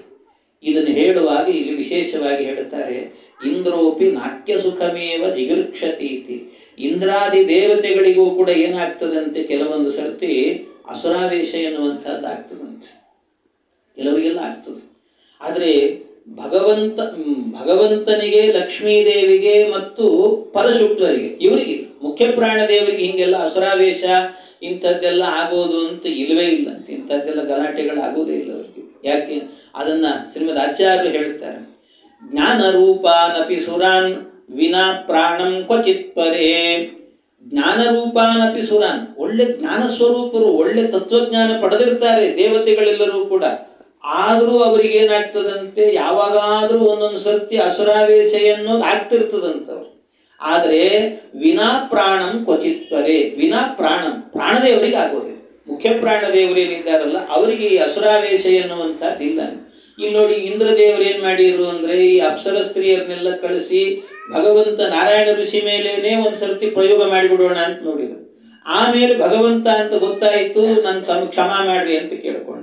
ಅದೇ ರೀತಿ ಕೃಷ್ಣಾವತಾರದಲ್ಲೂ ಕೂಡ ಕೃಷ್ಣ ಅವನು ಗೋವರ್ಧನೋದ್ಧಾರಕನಾಗಿ ನಿಂತಾಗ ಆಗ ಮಳೆ ಬರೆಸಿದ. ಕೊನೆಗೆ ಮತ್ತೆ ಬಂದ ಕೃಷ್ಣ ತಪ್ಪಾಯಿತು ಅಂತ ಕೇಳಿದೆ. ಹಿಂಗೆ ಬೇಕಾದ ಸರ್ತಿ ಒಂದು ಸರ್ತಿ ಆದಾಗ ಸರಿ ಮಾಡ್ಕೊಂಡ್ಬಿಡ್ಬೇಕು, ಮತ್ತೆ ತಪ್ಪು ಮಾಡಬಾರ್ದು. ಆದರೆ ಮತ್ತೆ ಅದೇ ತಪ್ಪು ಮಾಡೋದು. ಒಮ್ಮೆ ತಪ್ಪು ಮಾಡಿದವ್ರು ಮತ್ತೆ ಯಾಕೆ ಅದನ್ನು ಮಾಡ್ತಾರೆ ಅಂದರೆ, ಒಮ್ಮೆ ತಪ್ಪು ಮಾಡಿದವ್ರು ಸರಿ ಮಾಡ್ಕೊಡ್ತಾರೆ. ದೊಡ್ಡವರು ಅಂತ ಆದರೆ, ಜ್ಞಾನಿಗಳು ಅಂತ ಆದರೆ ಮಾಡಿದ ತಪ್ಪನ್ನೇ ಮತ್ತೆ ಮಾಡ್ಲಿಕ್ಕೆ ಹೋಗಲ್ಲ. ಇವರು ಮಾಡಿದ ತಪ್ಪನ್ನೇ ಮತ್ತೆ ಮಾಡ್ತಿರ್ತಾರೆ. ಯಾಕೆ ಅಂದರೆ ಇವ್ರಿಗೆ ಅಸುರಾವೇಶ ಆಗ್ತದೆ. ಅಸುರಾವೇಶದಿಂದ ಗೊತ್ತಾಗಲ್ಲ ಇವರಿಗೆ. ಹಾಗಾಗಿ ಇವರಿಗೆಲ್ಲ ಅಸುರಾವೇಶ ಎನ್ನುವಂಥದ್ದಿದೆ ಇವರಿಗೆ. ಆದರೆ ಮುಖ್ಯ ಪ್ರಾಣದೇವರಿಗೆ ಅದೆಲ್ಲ ಉಪನಿಷತ್ನಲ್ಲಿದೆ. ಉಪನಿಷತ್ತಿನಲ್ಲಿ ಹೇಳಬೇಕಾದ್ರೆ ಒಮ್ಮೆ ಏನಾಯ್ತಂತೆ, ದೇವತೆಗಳಿಗೆಲ್ಲರಿಗೂ ಕೂಡ ಈ ದೈತ್ಯರ ಜೊತೆಗೆ ಒಂದು ಯುದ್ಧ, ದೈತ್ಯರ ಜೊತೆಗೆ ಯುದ್ಧ ಮಾಡಬೇಕು ಅಂತ ಹೋದಾಗ ಆಗ ಏನಾಯಿತು ಅಂದರೆ, ದೇವತೆಗಳೆಲ್ಲ ಸೇರಿಕೊಂಡು ನಮಗೆ ಯುದ್ಧದಲ್ಲಿ ಜಯ ಸಿಗಬೇಕು ಅಂತ ಮೊದಲೊಂದು ದೇವರ ಪೂಜೆ ಮಾಡಿ ಯುದ್ಧ ಮಾಡಬೇಕು ಅಂತ ಅಂದ್ಕೊಂಡು, ಆ ದೇವ್ರ ಪೂಜೆ ಮಾಡಬೇಕು ಅಂದಾಗ ಅವರೆಲ್ಲ ಹೆಂಗೆ ಅಂದರೆ, ದೇವ್ರ ಪೂಜೆ ಅಂದರೆ ಏನೋ ಒಂದು ಸಾಳಗ್ರಾಮ ಇಟ್ನೋ ಒಂದು ಮೂರ್ತಿ ಪ್ರತಿಷ್ಠೆ ಮಾಡಿ ಹಿಂಗೆಲ್ಲ ಅಲ್ಲ ಅವ್ರದ್ದು. ಅವರೇನು ಅಂದರೆ ಇನ್ನೊಬ್ಬ ದೇವತೆಯನ್ನು ಕರೀತಾರೆ, ಅದೇ ಪ್ರತೀಕ. ಆ ದೇವತೆಯ ಒಳಗೇನೆ ಭಗವಂತನನ್ನು ಆವಾಹನೆ ಮಾಡುತ್ತಾರೆ, ಅಲ್ಲೇ ದೇವರ ಪೂಜೆ ಅಂತ. ಹೀಗೆ ಅವರ ಆರಾಧನೆ, ದೇವತೆಗಳು ಮಾಡುವಂಥ ಆರಾಧನೆ. ಆ ದೇವತೆಗಳು ಮಾಡಬೇಕಾದ್ರೆ, ಈ ಆರಾಧನೆ ಮಾಡಬೇಕಾದ್ರೆ ಮೊದಲೇನು ಮಾಡಿದ್ರಂತೆ, ಈ ಸೂರ್ಯನನ್ನು ಕರೆದ್ರಂತೆ. ಸೂರ್ಯ ಭಾಳ ಬಿಸಿ ಇರ್ತಾನೆ, ಯಾರು ಮುಟ್ಲಿಕ್ಕೆ ಸಾಧ್ಯ ಇಲ್ಲ ಅಂತ. ಅವನನ್ನು ಕರೆದು ಅವನ ಒಳಗೇನೆ ಭಗವಂತನನ್ನು ಆವಾಹನೆ ಮಾಡಿ, ಲಕ್ಷ್ಮೀ ನಾರಾಯಣಂ ಆವಾಹಯಾಮಿ ಅಂತ ಆವಾಹನೆ ಮಾಡಿದರು. ಪೂಜೆ ಮಾಡುತ್ತಿದ್ದಾರೆ. ಪೂಜೆ ಮಾಡ್ತಾ ಇದ್ದಂತೆಯೇ ದೈತ್ಯರು ಬಂದ್ರಂತೆ. ದೈತ್ಯರು ಬಂದದ್ದೇ ತಡ ಆ ಸೂರ್ಯನ ಸ್ಪರ್ಶ ಮಾಡಿಬಿಟ್ರು. ಸ್ಪರ್ಶ ಮಾಡಿದ ಕೂಡಲೇ, ದೈತ್ಯರು ಮುಟ್ಟಿದ ಕೂಡಲೇ ಅದೇನಾಯ್ತಂತೆ, ಅಲ್ಲಿದ್ದ ಸನ್ನಿಧಾನ ಹೊರಟೋಗಿಬಿಡ್ತಂತೆ.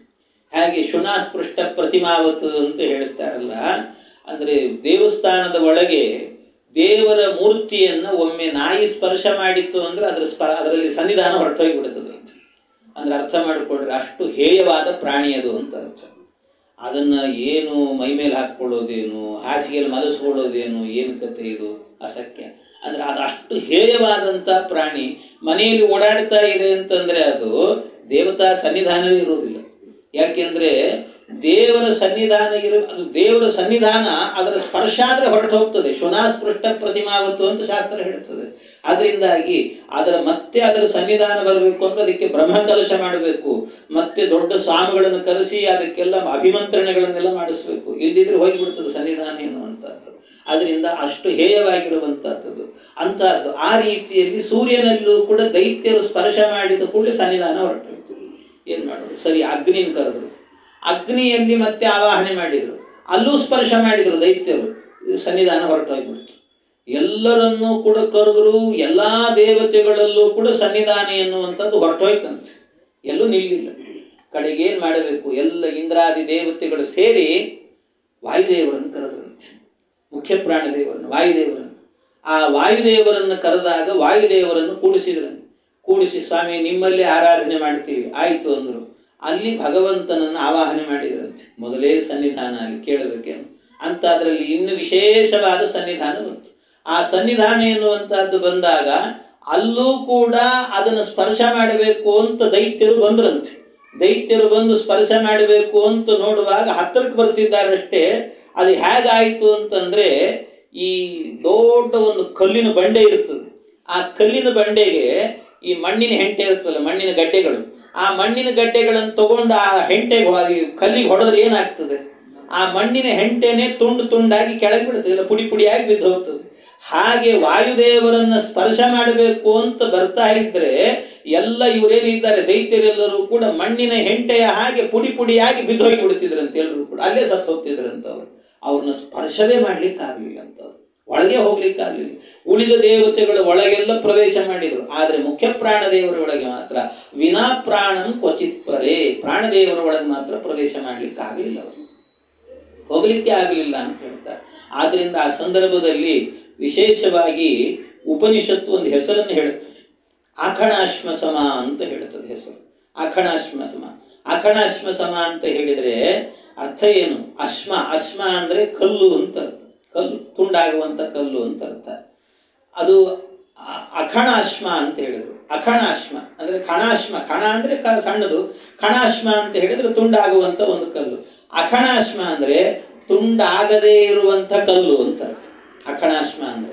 ಇನ್ನು ಅಖಣಾಶ್ಮ ಅಲ್ಲ, ಇದು ಆಕಣಾಶ್ಮ ಅಂತ ಹೇಳಿದರೆ ತುಂಡಾಗೋದಲ್ಲ, ಬಿರುಕು ಬಿಡೋದಿಲ್ಲ ಅಂತ, ಅಂಥ ಒಂದು ಕಲ್ಲು ಅಂತ, ಗುಂಡು ಕಲ್ಲು ಅಂತ ಹೇಳ್ತಾರಲ್ಲ ಅಂಥ ಕಲ್ಲು. ಆದ್ರಿಂದ ಆಕಣಾಶ್ಮ ಸಮ ಅಂದರೆ ಗುಂಡು ಕಲ್ಲಿದ್ದಂತೆ ಇದ್ದಾರೆ ಅಂತ ಅರ್ಥ ವಾಯುದೇವರು.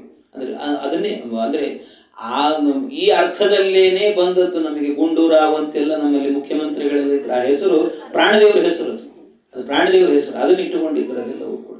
ಹೀಗೆ ಗುಂಡಣ್ಣ ಇಂಥದ್ದೆಲ್ಲ ಇರ್ತದಲ್ಲ, ಇದೆಲ್ಲ ಪ್ರಾಣದೇವರ ಹೆಸರು ಅಂತ ತಿಳ್ಕೊಬೇಕು. ಹೀಗೆ ಅಂಥದ್ದು ಇದು ಅಂತ ಹೇಳ್ತಾರೆ. ಹೀಗೆ ಅದರಿಂದ ವಿನಾ ಪ್ರಾಣಂ ಕ್ವಚಿತ್ ಪರೇ, ಹೀಗೆ ಭಗವಂತನ ಸನ್ನಿಧಾನ ಎನ್ನುವಂಥದ್ದು ವಿಶೇಷವಾಗಿ ವಾಯುದೇವರಲ್ಲಿ ಇರ್ತದೆ. ಇದು ಒಂದು ಭಗವಂತನ ವಿಶೇಷ ಸನ್ನಿಧಾನ, ಅವನ ಅವತಾರಗಳು ಹೀಗೆಲ್ಲ ಇದ್ದಾವೆ ಅಂತ ಬಹಳವಾಗಿ ಹೇಳ್ತಾರೆ.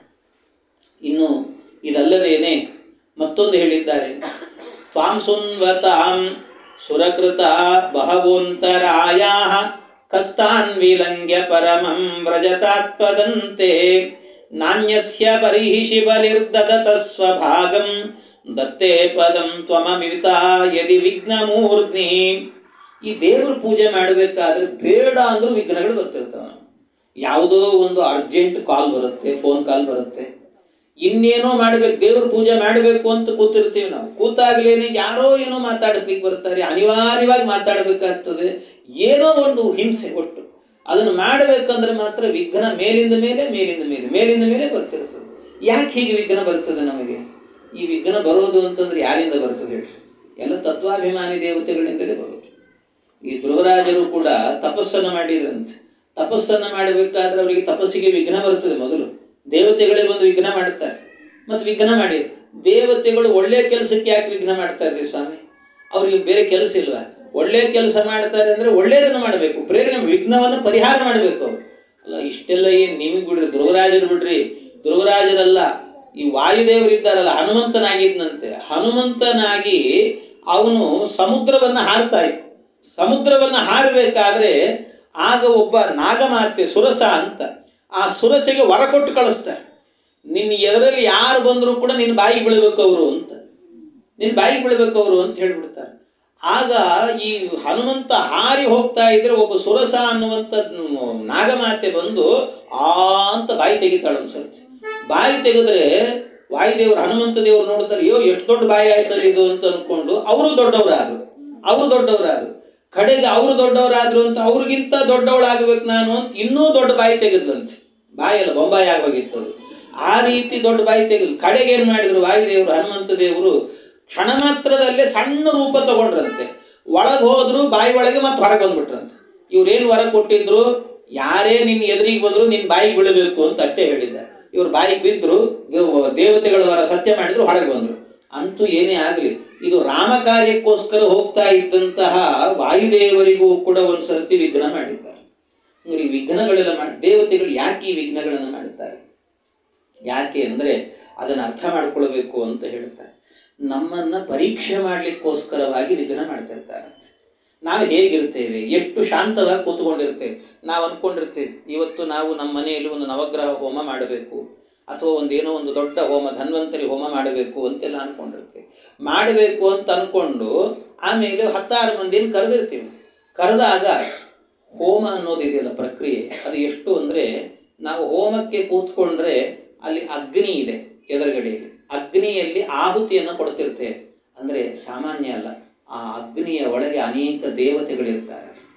ಆ ದೇವತೆಗಳು ಎದರಲ್ಲಿ ಇದ್ದಾಗ ಯಾರೋ ಬಂದು ಕೂಡಲೇ ನಾವೇನು ಮಾಡಿ ಬನ್ನಿ ಬನ್ನಿ ಬನ್ನಿ ಕೂತ್ಕೊಳ್ಳಿ ಅಂತ ಹೇಳ್ತೀವಿ. ಅಂದರೆ ಅವ್ರ ಕಡೆ ಗಮನ ಇರುತ್ತೆ ಹೊರತು ಇಲ್ಲಿ ಬಂದ ದೇವತೆಗಳ ಕಡೆಗೆ. ಯಾಕೆ ಅಂದರೆ ನಮಗೆ ಆ ದೇವತೆಗಳ ಕಣ್ಣಿಗೆ ಕಾಣಲ್ಲಲ್ಲ. ಏನು ನಾವು ಮಾಡ್ತಿದ್ದೀವಿ ತೊಗೊಂಡು ಹೋಗ್ರಿ ನೀವು ಅಂತ, ನಾವು ಒಂದು ಆಹುತಿ ಕೊಡ್ತೀವಿ ತೊಗೊಂಡು ಹೋಗ್ರಿ ಅಂತ, ಅಷ್ಟು ಅಸಡ್ಡೆ. ಇನ್ನು ಇಷ್ಟೆಲ್ಲ ಮಾಡಿದಾಗ ನಮಗೆ ಆ ಫಲ ಕೊಡಲಿ ಅಂದರೆ ನಾವು ಹೋಮ ಮಾಡಿದ್ರಿ ನಮಗೆ ಫಲ ಸಿಗಲಿಲ್ಲ, ಇದು ಸರಿಯೇ ಇಲ್ಲ, ಇದು ಹೋಮನೇ ಸರಿ ಇಲ್ಲ ಅನ್ನೋದಾನೆ. ಹೀಗಲ್ಲ. ಆದರೆ ನೀವು ಮಾಡಬೇಕಾದ್ರೆ ಆ ಶ್ರದ್ಧೆ ಇರಬೇಕು. ಏನೇ ಆದರೂ ಕೂಡ ಅದು ಪ್ರಸನ್ನವಾದ ಕಾಲ ಅಂತ ಹೇಳ್ತಾರೆ. ಹೋಮ ನಡೀತಾ ಇರುವ ಕಾಲ ಅಂದರೆ ಅದೊಂದು ಪ್ರಸನ್ನವಾದ ಕಾಲ. ಆ ಪ್ರಸನ್ನ ಕಾಲದಲ್ಲಿ ನಮ್ಮ ಮನಸ್ಸನ್ನು ಪ್ರಸನ್ನವಾಗಿಟ್ಟುಕೊಳ್ಳದೇನೆ ಎಲ್ಲೆಲ್ಲೋ ನಮ್ಮ ಮನಸ್ಸನ್ನು ಹರಿಸ್ತಾ ಇದ್ದರೆ ಏನಾಗ್ತದೆ ಹೇಳಿ? ಹಂಗಾಗಬಾರ್ದು. ಅದಕ್ಕೋಸ್ಕರ ಪ್ರಸನ್ನವಾಗಿ ಕೂತ್ಕೊಳ್ಬೇಕಂತಲ್ಲಿ ಯಾವ ಸಮಸ್ಯೆಯೂ ಕೂಡ ಮಾಡ್ಕೊಳ್ಬಾರ್ದು, ಯಾವ ಸಮಸ್ಯೆಯೂ ಮಾಡ್ಕೊಳ್ಬಾರ್ದು. ಹಾಗಾಗಿ ಈ ರೀತಿಯಲ್ಲಿ ಇರಬೇಕು. ಆದ್ದರಿಂದಾಗಿ ಆದರೆ ಈ ದೇವತೆಗಳು ವಿಘ್ನ ಯಾಕೆ ಮಾಡ್ತಾರೆ ಅಂತಂದರೆ ನೀವು ಹೀಗೆಲ್ಲ ಮಾಡ್ತೀರಿ ಅಂತಲೇ. ಇದೆಲ್ಲ ಬಿಟ್ಟು ಏನು ಮಾಡಬೇಕು? ಏಕಮನಸ್ಕರಾಗಿ ಕೂತ್ಕೊಳ್ಬೇಕು.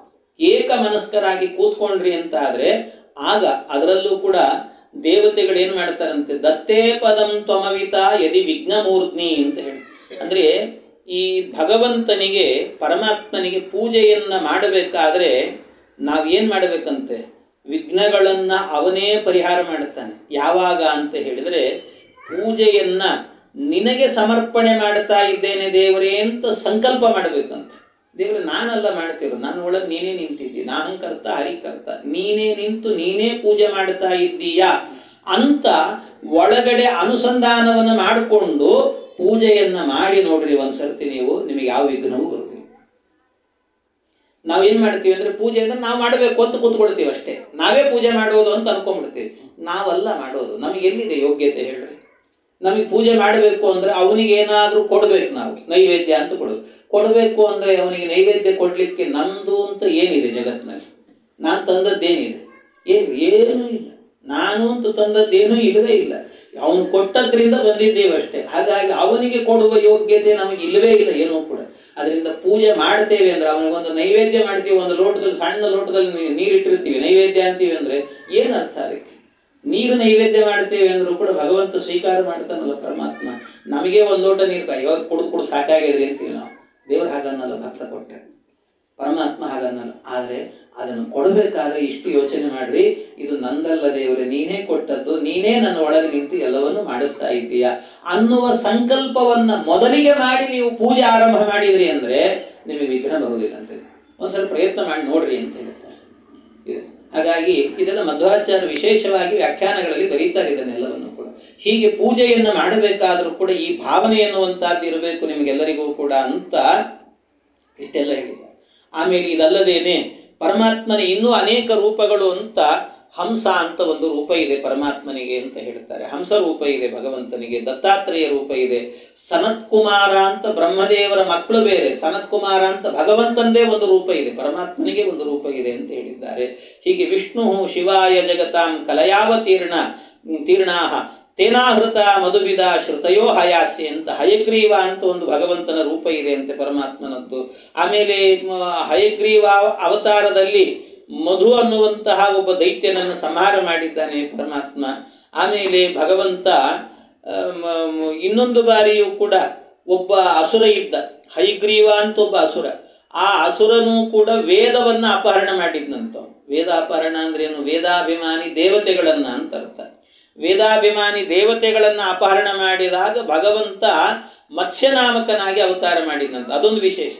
ಮತ್ಸ್ಯನಾಗಿ ಬಂದು ಪರಮಾತ್ಮ ಸತ್ಯವ್ರತ ರಾಜನಿಗೆ ಅನುಗ್ರಹ ಮಾಡಿದ್ದಾನೆ, ಅದೊಂದಾಯಿತು. ಅದಲ್ಲದೇನೆ ಇನ್ನೊಮ್ಮೆ ಈ ಹಯಗ್ರೀವ ಅಂತ ಒಬ್ಬ ಅಸುರ, ಆ ಅಸುರನ್ನು ಸಂಹಾರ ಮಾಡಲಿಕ್ಕೋಸ್ಕರವೂ ಕೂಡ ಪರಮಾತ್ಮ ಬಂದಿದ್ದಂತೆ ದೇವರು.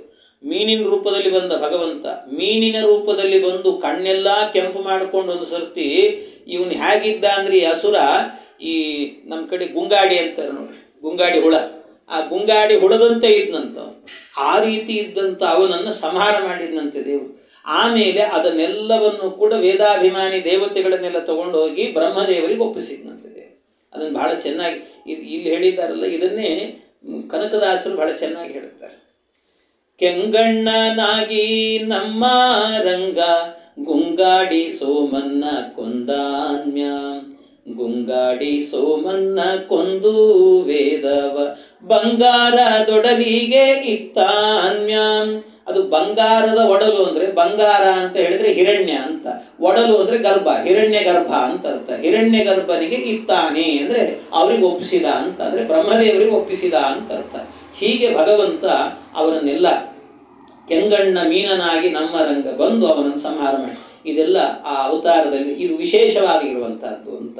ಇದಲ್ಲದೇನೆ ಇನ್ನೊಂದು ವಿಶೇಷತೆಯನ್ನು ಹೇಳುತ್ತಾರೆ ಪರಮಾತ್ಮನದ್ದು. ಏನು ಅಂದರೆ, ಶಕ್ರಂಚ ವೃತ್ರವದತಸ್ತಮಸಿ ಪ್ರವಿಷ್ಟಂ ದೇವಸ್ತ್ರೀಯೋ ಸುರಗೃಹೇ ವಿಹಿತ ಅನಾಥ ಜಜ್ಞೆ ಸುರೇಂದ್ರಮಭಯಾಯ ಸತಾಂ ನೃಸಿಂಹೇ. ಪರಮಾತ್ಮನ ಒಂದು ವಿಶೇಷವಾಗಿರುವಂತಹದ್ದು ಏನು ಅಂತಂದರೆ, ಸ್ಮರಣಾತ್ತು ನೃಸಿಂಹಸ್ಯ ಶಕ್ರೋ ಮುಕ್ತೋ ಬೃಹದ್ವನಾಥ್ ಅಂತ. ಬೃಹದ್ವನಾಥ್ ಏನು ಅಂದರೆ, ಭಗವಂತನ ಒಂದು ನರಸಿಂಹಾವತಾರದ ಕಥೆಯನ್ನು ನಾವು ಕೇಳಿದ್ದೆ. ನರಸಿಂಹಾವತಾರದಲ್ಲಿ ಏನು ಮಾಡಿದ್ದಾನೆ ದೇವರು? ಪ್ರಹ್ಲಾದ ರಾಜರನ್ನು ಉದ್ಧಾರ ಮಾಡಲಿಕ್ಕೆ ಹಿರಣ್ಯಕಶಿಪುವನ್ನು ಸಂಹಾರ ಮಾಡಿದ ಅಂತ ಇಷ್ಟು ಕಥೆ ನಮಗೆ ಭಾಗವತ ಸಪ್ತಮ ಸ್ಕಂದದಲ್ಲಿ ಬಂದಿದೆ. ಇದೆಲ್ಲ ಗೊತ್ತು ನಮಗೆ. ಇದಲ್ಲದೆ ನರಸಿಂಹಾವತಾರದಲ್ಲಿ ಇನ್ನೊಂದೆರಡು ವಿಶೇಷಗಳನ್ನು ಮಾಡಿದ್ದಾನಂತೆ ಪರಮಾತ್ಮ. ಏನದು ಅಂತ ಹೇಳಿದರೆ ಅದನ್ನು ಹೇಳ್ತಾರೆ. ಸ್ಮರಣಾತ್ತು ನರಸಿಂಹಸ್ಯ ಶಕ್ರೋ ಮುಕ್ತೋ ಬೃಹದ್ವದಾತ್ ಅಂದರೆ, ಈ ವೃತ್ರಾಸುರನ ಸಂಹಾರವನ್ನು ಮಾಡಿದ್ನಲ್ಲ ಇಂದ್ರ, ವೃತ್ರಾಸುರನ ಸಂಹಾರವನ್ನು ಮಾಡಿದಾಗ ಆಗ ಅವನಿಗೆ ಬ್ರಹ್ಮಹತ್ಯಾ ದೋಷ ಬಂತಂತೆ. ಬ್ರಹ್ಮಹತ್ಯಾ ದೋಷ. ಆ ಬ್ರಹ್ಮಹತ್ಯಾ ದೋಷವನ್ನು ಪರಿಹಾರ ಮಾಡಿಕೊಳ್ಳಿಕ್ಕೆ ಅದನ್ನೆಲ್ಲ ಹಂಚಿದ, 4 ಭಾಗ ಮಾಡಿ ಹಂಚಿದ. ಹಂಚಿ ಎಲ್ಲ ಆದ ಮೇಲೂ ಕೂಡ ಇನ್ನೂ ಕೂಡ ಉಳಿದಿತ್ತಂತೆ. ಅದು ಇನ್ನೂ ಉಳಿದಿರುವಂತಹದ್ದು ಅದನ್ನು ಹೇಗೆ ಅದನ್ನು ಪರಿಹಾರ ಮಾಡಿಕೊಳ್ಳಬೇಕು ಅಂತ ಅಂದಾಗ ಆಗ ಲಕ್ಷ್ಮೀ ನರಸಿಂಹದೇವರ ಪ್ರಾರ್ಥನೆ ಮಾಡಿದನಂತೆ. ಲಕ್ಷ್ಮೀ ನರಸಿಂಹದೇವರ ಪ್ರಾರ್ಥನೆ ಮಾಡಿದಾಗ ಲಕ್ಷ್ಮೀ ನರಸಿಂಹದೇವರೇ ಅಲ್ಲಿಗೆ ಅವತಾರವನ್ನು ಮಾಡಿ ಬಂದು ಅವರೇನು ಮಾಡಿದ್ರಂತೆ, ಅವನ ಎಲ್ಲ ಬ್ರಹ್ಮಹತ್ಯೆಯನ್ನೆಲ್ಲವನ್ನು ಕೂಡ ಪರಿಹಾರ ಮಾಡಿ ಹಾಕಿದ್ರಂತೆ. ಆಗಲೇ ಲಕ್ಷ್ಮೀ ನರಸಿಂಹದೇವರ ಅನುಗ್ರಹದಿಂದಾಗಿ ಅವರ ಎದುರಲ್ಲಿ ಅವರು ಸ್ಫುರಣೆ ಕೊಟ್ಟದ್ದಕ್ಕೆ 2 ಮಂತ್ರ ಹೇಳಿಕೊಂಡಂತೆ. ಒಂದು ಆಪೋಹಿಷ್ಟಾಮಯೋ ಭುವಃ ತಾನ ಊರ್ಜೆ ದದಾತನ ಅಂತ ಆ ಮಂತ್ರದಿಂದ ಪ್ರೋಕ್ಷಣೆ ಮಾಡಿಕೊಳ್ಳೋದು. ಅದರಿಂದ ಎಲ್ಲ ಬ್ರಹ್ಮಹತ್ಯಾದಿ ದೋಷಗಳು ಪರಿಹಾರ, ಹೊರಗಿಂದೆಲ್ಲ. ಇನ್ನೊಂದೇನು ಮಾಡಬೇಕು ಅಂದರೆ, ಕೈಯಲ್ಲಿ ನೀರನ್ನು ಹಿಡ್ಕೊಂಡು ಸೂರ್ಯಶ್ಚ ಮನ್ಯುಶ್ಚ ಮನ್ಯುಪತಯಶ್ಚ ಮನ್ಯುಕೃತೇಭ್ಯ ಪಾಪೇಭ್ಯೋ ರಕ್ಷಂತಾಂ, ಇದೆಲ್ಲ ಸಂಧ್ಯಾ ವಂದನೆಯಲ್ಲಿ ಹೇಳುವಂಥ ಮಂತ್ರಗಳಿವೆಲ್ಲವೂ ಕೂಡ. ಅದನ್ನು ನೀರು ಕುಡಿಬೇಕಂತೆ. ಒಳಗೆ ಅಂತರಂಗದಲ್ಲಿ ಇರುವಂಥ ಏನೇನು ಪಾಪಗಳಿದ್ದವು ಪಾಪೇಭ್ಯೋ ರಕ್ಷಂತಾಂ, ಎಲ್ಲ ಪಾಪಗಳನ್ನು ಪರಿಹಾರ ಮಾಡ್ತಾರಂತೆ. ಹಾಗಾಗಿ ಎಲ್ಲವನ್ನೂ ಕೂಡ ಅಲ್ಲಿ ಹೇಳಬೇಕಾದ್ರೆ ಅದಕ್ಕೆ ಹೇಳಿದ್ದು ಸೂರ್ಯಶ್ಚ ಮನ್ಯುಶ್ಚ. ಮನ್ಯು ಅಂತಂದ್ರೆ ಯಾರು? ಮನ್ಯು ಸೂಕ್ತ ಅಂತ ಹೇಳ್ತೀವಿ. ಮನ್ಯು ಸೂಕ್ತದಿಂದ ಪ್ರತಿಪಾದ್ಯನೆ ಇದೇ ಲಕ್ಷ್ಮೀ ನರಸಿಂಹ.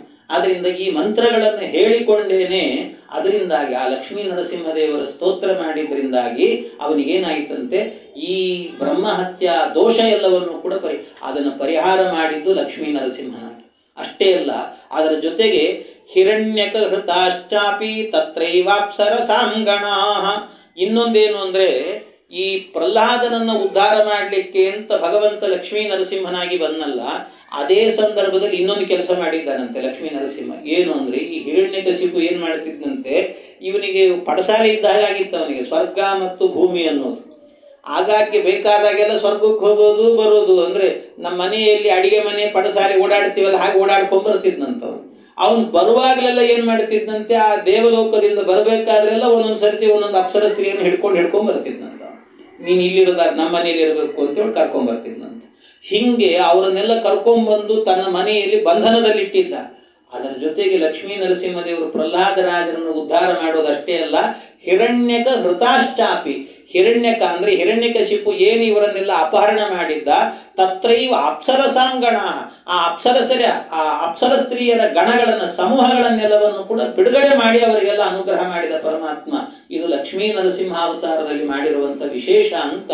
ಹೀಗೆ ಕೆಲವು ಅವತಾರಗಳಲ್ಲಿ ಮಾಡಿದಂಥ ವಿಶೇಷತೆಗಳಿವೆಲ್ಲವೂ ಕೂಡ ಅನ್ನೋದನ್ನು ಬಹಳ ಸುಂದರವಾಗಿ ಇದನ್ನೆಲ್ಲವನ್ನು ಕೂಡ ಆ ರಾಜ ಕೇಳಿದಂಥ ಪ್ರಶ್ನೆಗೆ ಇದನ್ನು ದ್ರುಮಿಳ ಎನ್ನುವಂತಹ ಜಾಯಂತೆಯರು ಉತ್ತರಗಳನ್ನು ಕೊಡ್ತಾ ಇದ್ದಾರೆ. ಹೀಗೆ ದ್ರುಮಿಳ ಅನ್ನುವಂಥವರು ಉತ್ತರವನ್ನು ಕೊಟ್ಟರು. ಅನಂತರ ಇನ್ನು ಇಬ್ಬರು ಉಳಿದರು ನಮಗೆ ಅದರಲ್ಲಿ ಜಾಯಂತೆಯರಲ್ಲಿ, ಒಂದು ಚಮಸ, ಇನ್ನೊಂದು ಕರಭಾಜನ ಅಂತ ಇಬ್ಬರು ಉಳಿದಿದ್ದಾರೆ. ಅವರಿಬ್ಬರೂ ಕೂಡ ಅವರದ್ದು ತುಂಬ ಹೇಳಿದ್ದಾರೆ. ಅವೆಲ್ಲ ಭಗವಂತಂ ಹರಿಂ ಪ್ರಾಯೋ ನ ಭಂಜಂತ್ಯಾತ್ಮವಿತ್ತಮಾಹ ತೇಷಾಂ ಅಶಾಂತ ಕಾಮಾನಾಂ ಕಾಕಾಷ್ಟ ವಿಜಿತಾತ್ಮನಾಂ. ಅವನು ಕೇಳಿದ, ರಾಜ ಸ್ವಾಮಿ, ತತ್ವಜ್ಞಾನಿಗಳಾದವರೆಲ್ಲರೂ ಕೂಡ ಭಗವಂತನ ಆರಾಧನೆಯನ್ನು ಮಾಡುತ್ತಾರೆ, ಏನೋ ಸಾಧನೆ ಮಾಡ್ಕೊಂಡು ಹೋಗ್ತಾರೆ. ಆದರೆ ಕೆಲವರಂತೂ ವಿಷಯದ ಆಸೆಯಿಂದಾಗಿ, ವಿಷಯ ಪದಾರ್ಥಗಳ ಮೇಲಿನ ಮೋಹದಿಂದಾಗಿ ದೇವರ ಆರಾಧನೆ ಮಾಡಲು ಕೆಲವರು ನೋಡಬೇಕು ನೀವು, ಶುದ್ಧ ಶುಂಠರು ಅಂದರೆ ಶುದ್ಧ ಶುಂಠರು ಇರ್ತಾರೆ, ದೇವರು ಅನ್ನೋದೇ ಗೊತ್ತಿರಲ್ಲ. ಎಷ್ಟೋ ಜನಕ್ಕೆ ಎಷ್ಟು ಅಂದರೆ ನಾನು ದೇವಸ್ಥಾನದ ಒಳಗೆ ಬರಲ್ಲ, ಯಾಕೆಂದರೆ ದೇವರಿಲ್ಲ ಅಂತ. ಏನೋ ವಿಚಿತ್ರ, ಹುಚ್ಚುಚ್ಚು, ಏನೇನು ನಾನು ಒಳಗೆ ಬರೋದಿಲ್ಲ ಅಂತ ಅನ್ನೋದು. ಅದನ್ನು ಹಾಗೆ ಮಾಡೋದ್ರಿಂದ ತಾವು ದೊಡ್ಡವರಾದ್ವಿ ಅಂತ ಬೇರೆ ತಿಳ್ಕೊಳ್ಳೋದು, ಮತ್ತು ದಡ್ಡತನವನ್ನು ದೊಡ್ಡತನ ಅಂತ ತಿಳ್ಕೊಳ್ಳೋದು, ಇದು ಸಮಸ್ಯೆ. ಹೀಗೆಲ್ಲ ಮಾಡ್ಕೊಳ್ತಿರ್ತಾರೆ. ಇಂಥವರ ಗತಿ ಏನು ಸ್ವಾಮಿ ಅಂತ ಕೇಳಿದ. ಇಂಥವರೆಲ್ಲ ಹೀಗಿರ್ತಾರಲ್ಲ, ಇವರ ಗತಿ ಏನು ಅಂತ ಕೇಳಿದ. ಇವ್ರು ಹೇಗೆ ಉದ್ಧಾರ ಆಗ್ತಾರೆ, ಇವ್ರ ಗತಿ ಏನು ಇವ್ರದ್ದು ಅಂತ ಕೇಳಿದರೆ ಅದಕ್ಕೆ ಚಮಸ ಅದಕ್ಕೆ ಹೇಳ್ತಾನೆ, ದೂರೇ ಹರಿಕಥಾ ಕೇಚಿತ್ ದೂರೇ ಚಾಚ್ಯುತ ಕೀರ್ತನಾ ಸ್ತ್ರೀಯ ಶೂದ್ರಾದಯಶ್ಚೈವ ತೇ ಅನುಕಂಪ್ಯ ಭವಾದೃಶ. ಅವರನ್ನು ಬೈಲಿಕ್ಕೆ ಹೋಗಬೇಡ್ರಿ ಅಂತ ಹೇಳ್ತಾರೆ. ನಿಮ್ಮಂಥವ್ರು ಏನು ಮಾಡ್ರಿ ಅಂದರೆ ಬೈಲಿಕ್ಕೆ ಹೋಗಬೇಡ್ರಿ, ವ್ಯರ್ಥ ಮಾಡ್ಕೊಳ್ತಾರಲ್ಲ ಜೀವನ ಅಂತ, ಛೇ ಪಾಪ ಅಂತ ಅವರ ಮೇಲೆ ಕೃಪೆ ತೋರಿಸ್ರಿ ಅಂತ ಹೇಳ್ತಾರೆ. ಅಯ್ಯೋ ಅಂತನ್ನಿ ಅಷ್ಟೇ, ಇನ್ನೇನು ಅನ್ಲಿಕ್ಕಾಗತ್ತೆ ಅವರನ್ನು ಯಾಕೆ ಅಂದರೆ ದೂರೇ ಹರಿಕಥಾ ಕೇಚಿತ್ತು, ಹರಿಕಥೆ ನಡೆಯುತ್ತೆ ಅಂದರೆ ಭಾಗವತ ಅಲ್ಲೆಲ್ಲೋ ಇದೆ, ಅಯ್ಯೋ ನಾನು ಬರಲ್ಲಪ್ಪ ಅಂತ ಅಲ್ಲಿಂದಲ್ಲೇ ಹೋಗ್ಬಿಟ್ಟಿರ್ತಾರೆ ಅಂತ ಎಷ್ಟೋ ಜನ. ಯಾರು ಈ ಕಡೆ ತಲೆ ಹಾಯೋದಿಲ್ಲ ಅವರು, ಅಂಥವ್ರು ಇರ್ತಾರೆ. ಆದ್ದರಿಂದ ಭಾಗವತ ಅಂದರೆ ಬೇಡ ಅನ್ನೋರು ಇರ್ತಾರೆ. ಅದರಿಂದ ದೂರೇ ಹರಿಕಥಾ ಕೇಚಿತ್ತು ದೂರೇ ಅಚ್ಯುತ ಇಲ್ಲ. ನಾವೇನೋ ಒಂದು ಭಜನೆ ಮಾಡ್ತೀವಿ, ಶುಕ್ರವಾರ ಇವತ್ತು ಲಕ್ಷ್ಮೀ ಶೋಭಾನೆ ಮಾಡ್ತೀವಿ, ಪಾರಾಯಣ ಮಾಡ್ತೀವಿ, ಬನ್ನಿ ಅಂದರೆ ಅಯ್ಯೋ ಆಗಲ್ಲಪ್ಪ, ಹೀಗಿರ್ತಾರೆ. ಅದರಿಂದ ಅಚ್ಯುತ ಕೀರ್ತನ, ಇದರಿಂದ ದೂರ ಉಳಿತಾರೆ. ಇಂಥವರೆಲ್ಲ ಇರ್ತಾರಲ್ಲ, ಇವ್ರ ಬಗ್ಗೆ ಇವು ಬರಲಿಲ್ಲ ನೋಡೋನು ಅಂತ ಹೇಳಿಬಿಟ್ಟು, ಕೇಳಲಿಲ್ಲ ನೋಡೋನು ಸಿಟ್ಟು ಮಾಡ್ಕೊಳ್ಳಿಕ್ಕೆ ಹೋಗ್ಬೇಡ್ರಿ, ಅವ್ರ ಮೇಲೆ ಕೃಪೆ ತೋರಿಸ್ರಿ ಅಷ್ಟೇ. ಅಯ್ಯೋ ಪಾಪ ಅವ್ರಿಗೆ ಹಾಳಾಗ್ತಿದ್ದಾರಲ್ಲ ಛೇ ಅಂತ ಅಂದ್ಕೊಳ್ರಿ ಅಷ್ಟೇ, ಬಿಟ್ಟರೆ ಇನ್ನೇನು ಅನ್ಲಿಕ್ಕೆ ಸಾಧ್ಯ ಅವರನ್ನು. ಹೀಗೆ ಅಂದ್ಕೊಳ್ಬೇಕು ಅವ್ರ ಬಗ್ಗೆ ಅಂತ. ಸ್ತ್ರೀಯ ಶೂದ್ರಾದಯಶ್ಚೈವ ತೇ ಅನುಕಂಪ್ಯ, ಅನುಕಂಪೆಯನ್ನು ತೋರಿಸ್ರಿ ಅವ್ರ ಬಗ್ಗೆ. ಇನ್ನು ನಿಮ್ಮಂಥ ವ್ಯಕ್ತಿಗಳು ಅಂತ ಹೇಳ್ತಾರೆ. ಅಂದರೆ ಜ್ಞಾನಿಗಳಾದವರೆಲ್ಲರೂ ಕೂಡ ಹೀಗೆ ವರ್ತನೆ ಮಾಡಿರಿ. ಅವನೇನೋ ಮಾಡಲಿಲ್ಲ ಹಾಗೆ ಹೀಗೆ ಅಂತ ಅಂದ್ಕೊಂಡು ಅವನನ್ನು ಗುಂಡಿಟ್ಟು ಕೊಲ್ಲಿ ಅನ್ನುವಂತೆ ದ್ವೇಷ ಮಾಡಲಿಕ್ಕೆ ಹೋಗಬೇಡ್ರಿ. ಈ ರೀತಿ ಅವ್ರ ಬಗ್ಗೆ ಅನುಕಂಪೆ ಇರಲಿ ಅಂತ ಹೇಳ್ತಾರೆ. ಕರ್ಮಣ್ಯ ಕೋವಿದಾ ಸ್ತಬ್ಧಾ ಮೂರ್ಖಾ ಪಂಡಿತ ಮಾನಿನಃ ವದಂತಿ ವಾದಕಾನ್ ಮೂಢಾ ಯಯಾ ಮಾಧ್ಯಾಗಿರೋತ್ಸುಕಾ ಅಂತ. ಅವರು ಕರ್ಮಗಳನ್ನು ಮಾಡ್ತಾರೆ, ಆದರೆ ಭಗವತ್ ಪ್ರೀತಿಗೋಸ್ಕರ ಮಾಡೋದಿಲ್ಲ. ಅವರು ವೇದದ ರಹಸ್ಯವನ್ನೇ ತಿಳಿದವರಲ್ಲ. ಅವರು ವೇದ ಅನ್ನೋದು ಏನಿದೆ, ಅದರಲ್ಲಿ ಏನು ಹೇಳಿದ್ದಾರೆ ಅಂತ ತಿಳಿದಿರೋದಿಲ್ಲ. ಅವರು ಮೂರ್ಖರಾಗಿರ್ತಾರೆ. ಅವರೆಲ್ಲರೂ ಕೂಡ ತಮ್ಮನ್ನು ತಾವು ಪಂಡಿತರು ಅಂತ ತಿಳ್ಕೊಂಡಿರ್ತಾರೆ. ಏನು ಮಾಡ್ತಾರೆ, ಕೆಲವರು ವೇದ ಓದಿರ್ತಾರೆ, ವೇದದ ಅರ್ಥ ಗೊತ್ತಿರೋದಿಲ್ಲ, ಆದರೆ ನಾನು ದೊಡ್ಡ ಪಂಡಿತ ಅಂತ ತಿಳ್ಕೊಂಡ್ಬಿಡ್ತಾರೆ. ಬಹಳ ಸಮಸ್ಯೆ ಇದು. ಕೆಲವರು ಕೆಲವರಿಗೆ ಏನು ಅಂದರೆ ದೊಡ್ಡ ಸಮಸ್ಯೆ ಎಲ್ಲಿದೆ ಅಂದರೆ ಗೊತ್ತಿಲ್ಲ ಅಂದರೆ ಪರವಾಗಿಲ್ಲ, ಗೊತ್ತಿಲ್ಲ ಏನು ಕೇಳಿದ್ರು, ಅಯ್ಯೋ ನನಗೆ ಗೊತ್ತಿಲ್ಲ ಸ್ವಾಮಿ ಪರವಾಗಿ ಶರಣಾಗತರಾಗಿದ್ದಾರೆ ಅಂತ, ಅದು ಗೊತ್ತಿಲ್ಲ ತಿಳ್ಕೊಳ್ತೀನಿ ಅಂತನ್ನುವ. ಇನ್ನು ಕೆಲವ್ರಿಗೆ ಹೇಗಿರುತ್ತೆ ಅಂದರೆ ಅವ್ರಿಗೆ ಗೊತ್ತಿಲ್ಲ ಅನ್ನೋದು ಅವ್ರಿಗೆ ಗೊತ್ತಿರೋದಿಲ್ಲ, ಅದು ಸಮಸ್ಯೆ. ಅವ್ರಿಗೇನು ಗೊತ್ತಿಲ್ಲ ಅನ್ನೋದು ಅವರಿಗೆ ಗೊತ್ತಿರಲ್ಲ, ಅಂತಹ ಸಮಸ್ಯೆ ಇರ್ತದಲ್ಲ, ಅವ್ರಿಗೆ ಏನು ಹೇಳಿದರೂ ಅರ್ಥ ಆಗೋದಿಲ್ಲ ಅಂತ. ಅಂಥ ಮೂರ್ಖರು ಇರ್ತಾರೆ, ಅವರೆಲ್ಲರೂ ಕೂಡ ಪರಮ ಮೂರ್ಖರು. ವದಂತಿ ವಾದಕಾನ್ ಮೂಢಾಹ ಯಯಾ ಮಾಧ್ಯ ಗಿರೋತ್ಸುಕಾಹ, ಇವರನ್ನೆಲ್ಲರನ್ನು ಕೂಡ ಮೂರ್ಖರು ಅಂತ ಬಿಡಬೇಕು. ವೇದವನ್ನು ಅಧ್ಯಯನ ಮಾಡಿರ್ತಾರೆ, ವೇದ ಗೊತ್ತಿರುತ್ತದೆ, ವೇದದ ಅರ್ಥ ಗೊತ್ತಿರೋದಿಲ್ಲ, ಅದರ ರಹಸ್ಯವನ್ನು ತಿಳಿದಿರೋದಿಲ್ಲಂತೆ. ಅವರಿಗೆ ಏನಾದರೂ ಹೇಳಲಿಕ್ಕೆ ಹೋದರೆ ನಮಗಿಂತ ದೊಡ್ಡ ಪಂಡಿತರ ನೀವು ಅನ್ನುವಂತೆ ಕೆಂಗಣ್ಣಿನಿಂದ ನೋಡ್ತಾರಂತೆ, ಹೀಗಿರ್ತಾರೆ. ಆದ್ದರಿಂದ ಅಂಥವರೆಲ್ಲ ಮೂರ್ಖರು ಅಂತ ತಿಳ್ಕೊಳ್ಬೇಕು ಅವರನ್ನೆಲ್ಲ. ಅವರೇನು ಮಾಡಲಿಕ್ಕಾಗಲ್ಲ, ಉದ್ಧಾರ ಆಗದೇ ಇರುವಂಥ ವ್ಯಕ್ತಿಗಳು ಇವರೆಲ್ಲರೂ ಕೂಡ ಅಂತ ಅವರ ಬಗ್ಗೆ ಈ ಮಾತುಗಳನ್ನು ಹೇಳ್ತಾರೆ. ಇಂಥದ್ದನ್ನು ಹೇಳ್ತಾ ಇನ್ನು ಕೆಲವರು ಹೀಗೆಲ್ಲ ಇರ್ತಾರಲ್ವ, ಇಂಥವರೆಲ್ಲ ಮೂರ್ಖರು ಅಂತಾಯಿತು, ಕೆಲವರು ಅನುಕಂಪೆಗೆ ಒಳಗಾಗುವಂಥವರು ಅಂತಾಯಿತು. ಆದರೆ ನೀವು ಹಾಗಾಗಬೇಡ್ರಿ ಅಂತ ಹೇಳ್ತಾರೆ. ನೀವು ಹಾಗಾಗಬೇಡ್ರಿ, ಎಲ್ಲ ಕರ್ಮಗಳನ್ನು ಕೂಡ ದೇವರಿಗೆ ಸಮರ್ಪಣೆ ಮಾಡಿ, ಪ್ರತಿ ಕರ್ಮಗಳನ್ನು ಕೂಡ ದೇವರಿಗೆ ಸಮರ್ಪಣೆಯನ್ನು ಮಾಡಿಕೊಂಡು ಬದುಕುವಂಥ ರೀತಿಯನ್ನು ಕಲಿಬೇಕು ನೀವೆಲ್ಲರೂ ಕೂಡ ಅಂತ ಬಹಳ. ಯದ್ಗ್ರಾಣ ಭಕ್ಷೋ ವಿಹಿತ ಸುರಾಯಾ ತಥಾ ಪಶುರಾಲಭನಂ ನ ಹಿಂಸಾ ಏವಂ ವ್ಯವಾಯ ಪ್ರಜಯಾನರತ್ಯೈ ಇಮಂ ವಿಶುದ್ಧಂ ನ ವಿದುಸ್ವಧರ್ಮಂ. ಎಲ್ಲವೂ ಧರ್ಮ ಮಾಡಲಿಕ್ಕೆ ಸಾಧ್ಯ. ಪ್ರತಿಯೊಂದು ಕರ್ಮವನ್ನು ಕೂಡ ಧರ್ಮವನ್ನಾಗಿ ಮಾಡಬಹುದು, ಅದು ಧಾರ್ಮಿಕ ಅಂತ ಮಾಡಬಹುದು, ಇದು ಪುಣ್ಯವಾಗಿ ಮಾಡಬಹುದು ಅಂತ ಹೇಳ್ತಾರೆ. ಎಲ್ಲವೂ ಹೇಗೆ ಮಾಡಬಹುದು ಅಂತ ಹೇಳಿದರೆ ಅದಕ್ಕೆ ವ್ಯಾಖ್ಯಾನವನ್ನು ಬರೆದಂತಹ ಶ್ರೀಮದ್ ಆಚಾರ್ಯರು ಬಹಳ ಸೂಕ್ಷ್ಮವಾದ ವಿಷಯ. ಆ ಸೂಕ್ಷ್ಮವಾದ ವಿಷಯವನ್ನು ಕೂಡ ಅಂದರೆ ಅದನ್ನು ಬೇರೆ ಯಾವುದೋ ರೀತಿ ಆಲೋಚನೆ ಮಾಡದೇನೆ ತುಂಬ ಅಂದರೆ ನಾವು ಮನುಷ್ಯರಾಗಿ ಬದುಕಬೇಕಾದ್ರೆ ಹೇಗಿರಬೇಕು ಅನ್ನೋದನ್ನು ತಿಳ್ಕೊಳ್ಬೇಕು ಅನ್ನೋದು ಭಾಳ ಚೆನ್ನಾಗಿ ಹೇಳ್ತಾರೆ. ವಾಮದೇವೋ ನಾಮಯಜ್ಞೋ ವ್ಯವಾಯೋ ಹರಿಪೂಜನಂ ಅಂತ ಹೇಳ್ತಾರೆ. ನಾವು ವಿವಾಹ ಆದ ನಂತರ ಮನುಷ್ಯ ಏನು ಮಾಡ್ತಾನೆ ಅಂದರೆ, ಗಂಡ ಹೆಂಡತಿ ವಿವಾಹ ಆದ ನಂತರ ಗರ್ಭಾಧಾನದ ಸಂಸ್ಕಾರ ಎನ್ನುವಂಥದ್ದು ನಡೆಯುತ್ತೆ ಅವರಿಗೆ. ಮಕ್ಕಳನ್ನು ಪಡೆಯೋದಕ್ಕೆ ಅಂತ ಹೇಳಿಬಿಟ್ಟು ಅವರು ಪ್ರವೃತ್ತಿಯನ್ನು ಮಾಡ್ತಾರೆ. ಆದರೆ ಮಕ್ಕಳನ್ನು ಪಡೆಯುವ ಪ್ರವೃತ್ತಿ ಏನಿದೆಯಲ್ಲ, ಆ ಪ್ರವೃತ್ತಿಯೂ ಕೂಡ ಏನು ಅಂದರೆ ಅದೊಂದು ಯಜ್ಞ, ವಾಮದೇವ ಯಜ್ಞ ಅಂತ ಕರೀತಾರೆ. ವಾಮದೇವೋ ನಾಮಯಜ್ಞೋ ವ್ಯವಾಯೋ ಹರಿಪೂಜನ, ಅದು ಒಂದು ಹರಿಪೂಜೆ ಅಂತ ತಿಳ್ಕೊಳ್ರಿ ಅಂತ. ಇದರ ಬಗ್ಗೆ ನಾನು ಬಹಳ ವಿಸ್ತಾರ ಮಾಡ್ಲಿಕ್ಕೆ ಹೋಗಲ್ಲ ಅದನ್ನು. ಅಂತೂ ಇದರ ಬಗ್ಗೆ ನಿಮಗೆ ವಿಸ್ತಾರವಾದ ಕಲ್ಪನೆ ಬೇಕು ಅಂತಂದರೆ ಹರಿಕಥಾಮೃತ ಸಾರವನ್ನು ತೆಗೆದು ನೋಡಿದರೆ ವಿಸ್ತೃತವಾದಂಥ ಕಲ್ಪನೆಯನ್ನು ಕೊಟ್ಟಿದ್ದಾರೆ ಅದರಲ್ಲಿ. ಇದು ವಾಮದೇವ ಯಜ್ಞ ಅನ್ನುವಂಥದ್ದು ಹೇಗಾಗುತ್ತೆ, ಯಜ್ಞ ಅಂತ ಹೇಗೆ ಅದನ್ನು ನಾವು ಅರ್ಥ ಮಾಡಿಕೊಳ್ಬೇಕು ಅನ್ನೋದನ್ನು ಪ್ರತಿಯೊಂದನ್ನು ಕೂಡ ನಾವು ಏನಂತಾರಲ್ಲ, ಹೆಣ್ಣು ಅಂತ ಹೇಳಿದರೆ ಅದೊಂದು ಯಜ್ಞ ಕುಂಡ ಅಂತ ತಿಳ್ಕೊಳ್ಬೇಕು. ಇವನು ರೇತಸ್ಖಲನ ಮಾಡೋದು ಅಂತ ಹೇಳಿದರೆ ಅದನ್ನು ಆಹುತಿ ಅಂತ ಅನುಸಂಧಾನವನ್ನು ಮಾಡಬೇಕು. ಅಲ್ಲಿ ಬೆಳೆಯುವಂಥ ಪಿಂಡ ಅಂತ ಹೇಳಿದರೆ ಅದು ಭಗವಂತನ ಗರ್ಭ ಅಂತ ತಿಳ್ಕೊಳ್ಬೇಕು, ಅದೊಂದು ಗುಡಿ ಅಂತ ತಿಳ್ಕೊಳ್ಬೇಕು. ಹೀಗೆ ತಿಳಿದು ಯಜ್ಞ ಪ್ರತಿಯೊಂದನ್ನು ಕೂಡ ಯಜ್ಞ ಅಂತ ತಿಳಿದು ಹರಿಪೂಜನಂ ಅಂತ ಮಾಡಬೇಕಂತ ಪ್ರತಿಯೊಂದು ಕರ್ಮಗಳನ್ನು ಕೂಡ. ಹಾಗಾಗಿ ಇದು ಏನೋ ಮಾಡುವಂಥ ಪ್ರಕ್ರಿಯೆ ಅಂತ ಹೇಳಿದರೆ ಅಂದರೆ ಈ ವಿವಾಹ ಆದ ನಂತರ ಮಕ್ಕಳನ್ನು ಪಡೀಲಿಕ್ಕೆ ಇರುವಂಥ ಒಂದು ಪ್ರಕ್ರಿಯೆ ಅಂದರೆ ಇದೇನೋ ನಾವು ದಾಂಪತ್ಯದ ಸುಖಕ್ಕೋಸ್ಕರ ಇರುವಂತಹದ್ದು ಅಂತ ತಿಳಿಬೇಡ್ರಿ. ಇದು ಹರಿಪೂಜನ. ಹರಿಪೂಜನ ಹೇಗಾಗತ್ತೆ ಅಂದರೆ ಅದರಲ್ಲೂ ಹೇಳ್ತಾರೆ ಮತ್ತೆ ಇದರಿಂದ ಮಕ್ಕಳಾಗ್ತಾರೆ. ಮಕ್ಕಳಾಗೋದ್ರಿಂದ ಏನಾಯಿತು, ಮಕ್ಕಳಾದರು ಅಂತ ಆದರೆ ಮುಂದೆ ಆ ಮಕ್ಕಳಿಂದಾಗಿ ವೇದದ ಪರಂಪರೆಯನ್ನು ಬೆಳೆಸಿಕೊಂಡು ಹೋಗಬೇಕು. ವೇದದ ಪರಂಪರೆ ಅವರಿಗೊಂದು ಸಂಸ್ಕಾರವನ್ನು ಕೊಡಬೇಕು. ಆ ಸಂಸ್ಕಾರದಿಂದ ಅವರು ಉದ್ಧಾರ ಆಗಬೇಕು. ನಿಮ್ಮ ಕುಲಕೋಟಿಯನ್ನು ಉದ್ಧಾರ ಮಾಡಬೇಕು. ಹಾಗೆ ನೀವು ಸಂಸ್ಕಾರವನ್ನು ಕೊಟ್ಟು ಬೆಳೆಸಬೇಕು. ಇದೊಂದು ಯಜ್ಞ ಅಂತ ತಿಳ್ಕೊಳ್ರಿ. ಹೀಗೆ ಪ್ರತಿ ಕರ್ಮಗಳು ಕೂಡ ವಾಮದೇವೋ ನಾಮ ಯಜ್ಞೋ ವ್ಯವಾಯೋ ಹರಿಪೂಜನ, ಇದು ಹರಿಪೂಜನೆ. ಅಷ್ಟೇ ಅಲ್ಲ, ಪಿತೃಯಜ್ಞೋ ಮಾತೃಯಜ್ಞೋ ಮಾಂಸೇನ ಹರಿಪೂಜನ. ಹಿಂದಿನ ಕಾಲದಲ್ಲೆಲ್ಲ ಹೇಗಿತ್ತು ಅಂತಂದರೆ ಈ ಯಜ್ಞ ಪಿತೃಯಜ್ಞ ಎನ್ನುವಂಥದ್ದು ಇದೆಯಲ್ಲ, ಶ್ರಾದ್ದ ಪ್ರಕ್ರಿಯೆ. ಶ್ರಾದ್ದ ಪ್ರಕ್ರಿಯೆಯನ್ನು ಮಾಡಬೇಕಾದ್ರೆ ಮಾಂಸದಿಂದ ಮಾಡ್ತಾ ಇತ್ತು. ಅವತ್ತಿನ ದಿವಸ ಮಾಂಸ ಬಳಸುವಂತಹದ್ದು. ಇವತ್ತು ಅದು ಕಲಿಯುಗದಲ್ಲಿ ನಿಷಿದ್ಧ. ಕಲಿಯುಗದಲ್ಲಿ ಅದು ಇಲ್ಲ. ಕಲಿಯುಗದಲ್ಲಿ ಮಾಂಸದ ಸ್ಥಾನದಲ್ಲಿ ಉದ್ದನ್ನು ಬಳಸಬೇಕು ಅಂತ ಹೇಳ್ತಾರೆ. ಉದ್ದಿನ ಬೇಳೆ, ಅದಕ್ಕೆ ಆವತ್ತಿನ ದಿವಸ ಈ ವಡೆ ಎಲ್ಲ ಮಾಡ್ತಿರ್ತಾರೆ, ಉದ್ದಿನ ವಡೆ ಎಲ್ಲ ಮಾಡ್ತಾರೆ. ಇದು ಶ್ರಾದ್ದದ ದಿವಸ ಮಾಡೋದು, ಯಾಕಂದ್ರೆ ಅದು ಮಾಂಸದ ಸ್ಥಾನದಲ್ಲಿ ಬಳಸುವಂತಹದ್ದು ಅಂತ ಹೇಳ್ತಾರೆ. ಹಾಗೆ ಅದೆಲ್ಲವೂ ಕೂಡ. ಆದರೆ ಮಾಂಸವನ್ನು ನಾವು ಹಿಂಸೆ ಮಾಡುತ್ತೇವೆ.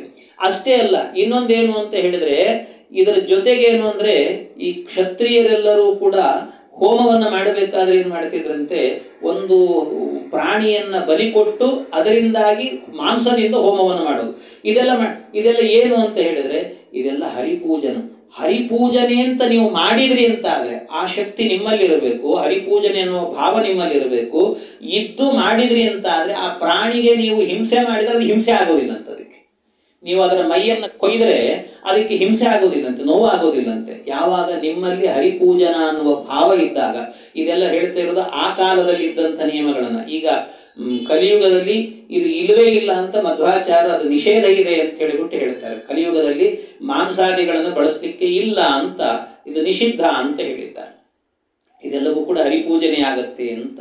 ವ್ಯವಾಯ ಯಜ್ಞೆ ಮಧ್ಯಂತೂ ಸೋಮಾತ್ಮಕತಮಪ್ಯತೆ. ಅದು ಅಷ್ಟೇ ಅಲ್ಲ, ಇನ್ನೊಂದೇನು ಅಂದರೆ ಇವರಿಗೆ ಕ್ಷತ್ರಿಯರೇನಿದ್ದಾರೆ, ಕ್ಷತ್ರಿಯರಿಗಾಗಬೇಕಾದ್ರೆ ಅವರಿಗೆ ಕ್ಷತ್ರಿಯ ಮುಂತಾದವರಿಗೆ ವಾಮದೇವ ಯಜ್ಞವನ್ನು ಮಾಡ್ತಾರಲ್ಲ, ವಾಮದೇವ ಯಜ್ಞದಲ್ಲಿ ಸುರಾಪಾನ ಎನ್ನುವುದು ಕೂಡ ವಿಹಿತ ಅವರಿಗೆ ಅಂತ ಹೇಳ್ತಾರೆ. ಸುರಾಪಾನ ಅನ್ನುವಂಥದ್ದು ವಿಹಿತ ಅಂತೆ ವಾಮದೇವ ಯಜ್ಞಕ್ಕೆ. ಅದರಲ್ಲೂ ಕೂಡ ವಾಮದೇವ ಯಜ್ಞಕ್ಕೆ ಅಂತ ಮಾಡೋದು ಅಂತ ಹೇಳಿದರೆ ಅದರಲ್ಲೂ ಕೂಡ ಹೇಗೆ ಅಂದರೆ ಯಜ್ಞದ ಅಂಗವಾಗಿ ಮಾಡುವಂತಹ ಮದ್ಯಪಾನ ಅಂದರೆ ಸೋಮಪಾನ ಅಂತ ಒಂದಿದೆ, ಸೋಮಾಹುತಿ ಅಂತ. ಆ ಸೋಮಾಹುತಿ ಎನ್ನುವಂತಹದ್ದು ಎಲ್ಲ ವರ್ಣದವರಿಗೂ ವಿಹಿತ ಅಂತ. ಸೋಮಾಹುತಿ ಅದೊಂದು ಮದ್ಯ, ಅದು ಸೋಮವನ್ನು ಎಲ್ಲರೂ ಕೂಡ ಪಾನ ಮಾಡಬಹುದು ಅಂತ. ಎಷ್ಟರ ಮಟ್ಟಿಗೆ ಹೇಳಿದ್ದಾರೆ ಅಂದರೆ ಎಲ್ಲರೂ ಪಾನ ಮಾಡಬಹುದು ಅಂತಂದರೆ ಕ್ಷತ್ರಿಯರು ಪಾನವನ್ನು ಮಾಡಬಹುದು, ಉಳಿದವರೆಲ್ಲರೂ ಕೂಡ ಹೇಗೆ ಅಂತಂದರೆ ಈ ಬ್ರಾಹ್ಮಣಾದಿಗಳೆಲ್ಲರೂ ಕೂಡ ಸುಮ್ಮನೆ ಮೂಗಿನಿಂದ ಮೂಸು ನೋಡೋದಷ್ಟೇ, ಅವರು ಪಾನ ಮಾಡಲಿಕ್ಕಿಲ್ಲ. ಪಾನ ಮಾಡಿದರೆ ದೋಷ, ಬ್ರಾಹ್ಮಣರಿಗೆ ಪಾನ ಮಾಡಲಿಕ್ಕೆ ಇಲ್ಲ. ಯಾವತ್ತೂ ಕೂಡ ಬ್ರಾಹ್ಮಣರಿಗೆ ಸುರಾಪಾನ ಎನ್ನುವಂಥದ್ದು ವಿಹಿತವೇ ಅಲ್ಲ ಅಂತ. ಹಾಗಾಗಿ ಇದೆಲ್ಲ ಕರ್ಮಗಳನ್ನು ಯಾವುದು ವಿಹಿತ ಯಾವುದು ಅವಿಹಿತ ಇದನ್ನೆಲ್ಲ ತಿಳಿದು ಕರ್ಮವನ್ನು ಮಾಡಿದರೆ ಭಗವಂತನ ಅನುಗ್ರಹ ಆಗುತ್ತೆ. ಇದು ಯಾವುದು ಮಾಡದೇ ಇರುವಂಥ ವ್ಯಕ್ತಿಗಳಿಗೆ ಏನು ಗತಿ ಅಂದರೆ ಅಧೋಗತಿಯೇ ಗತಿ ಅಂತ ಹೇಳಿ, ಇವರಿಗೆಲ್ಲ ಅಧೋಗತಿ ಆಗೋಗುತ್ತೆ ಅಂತ.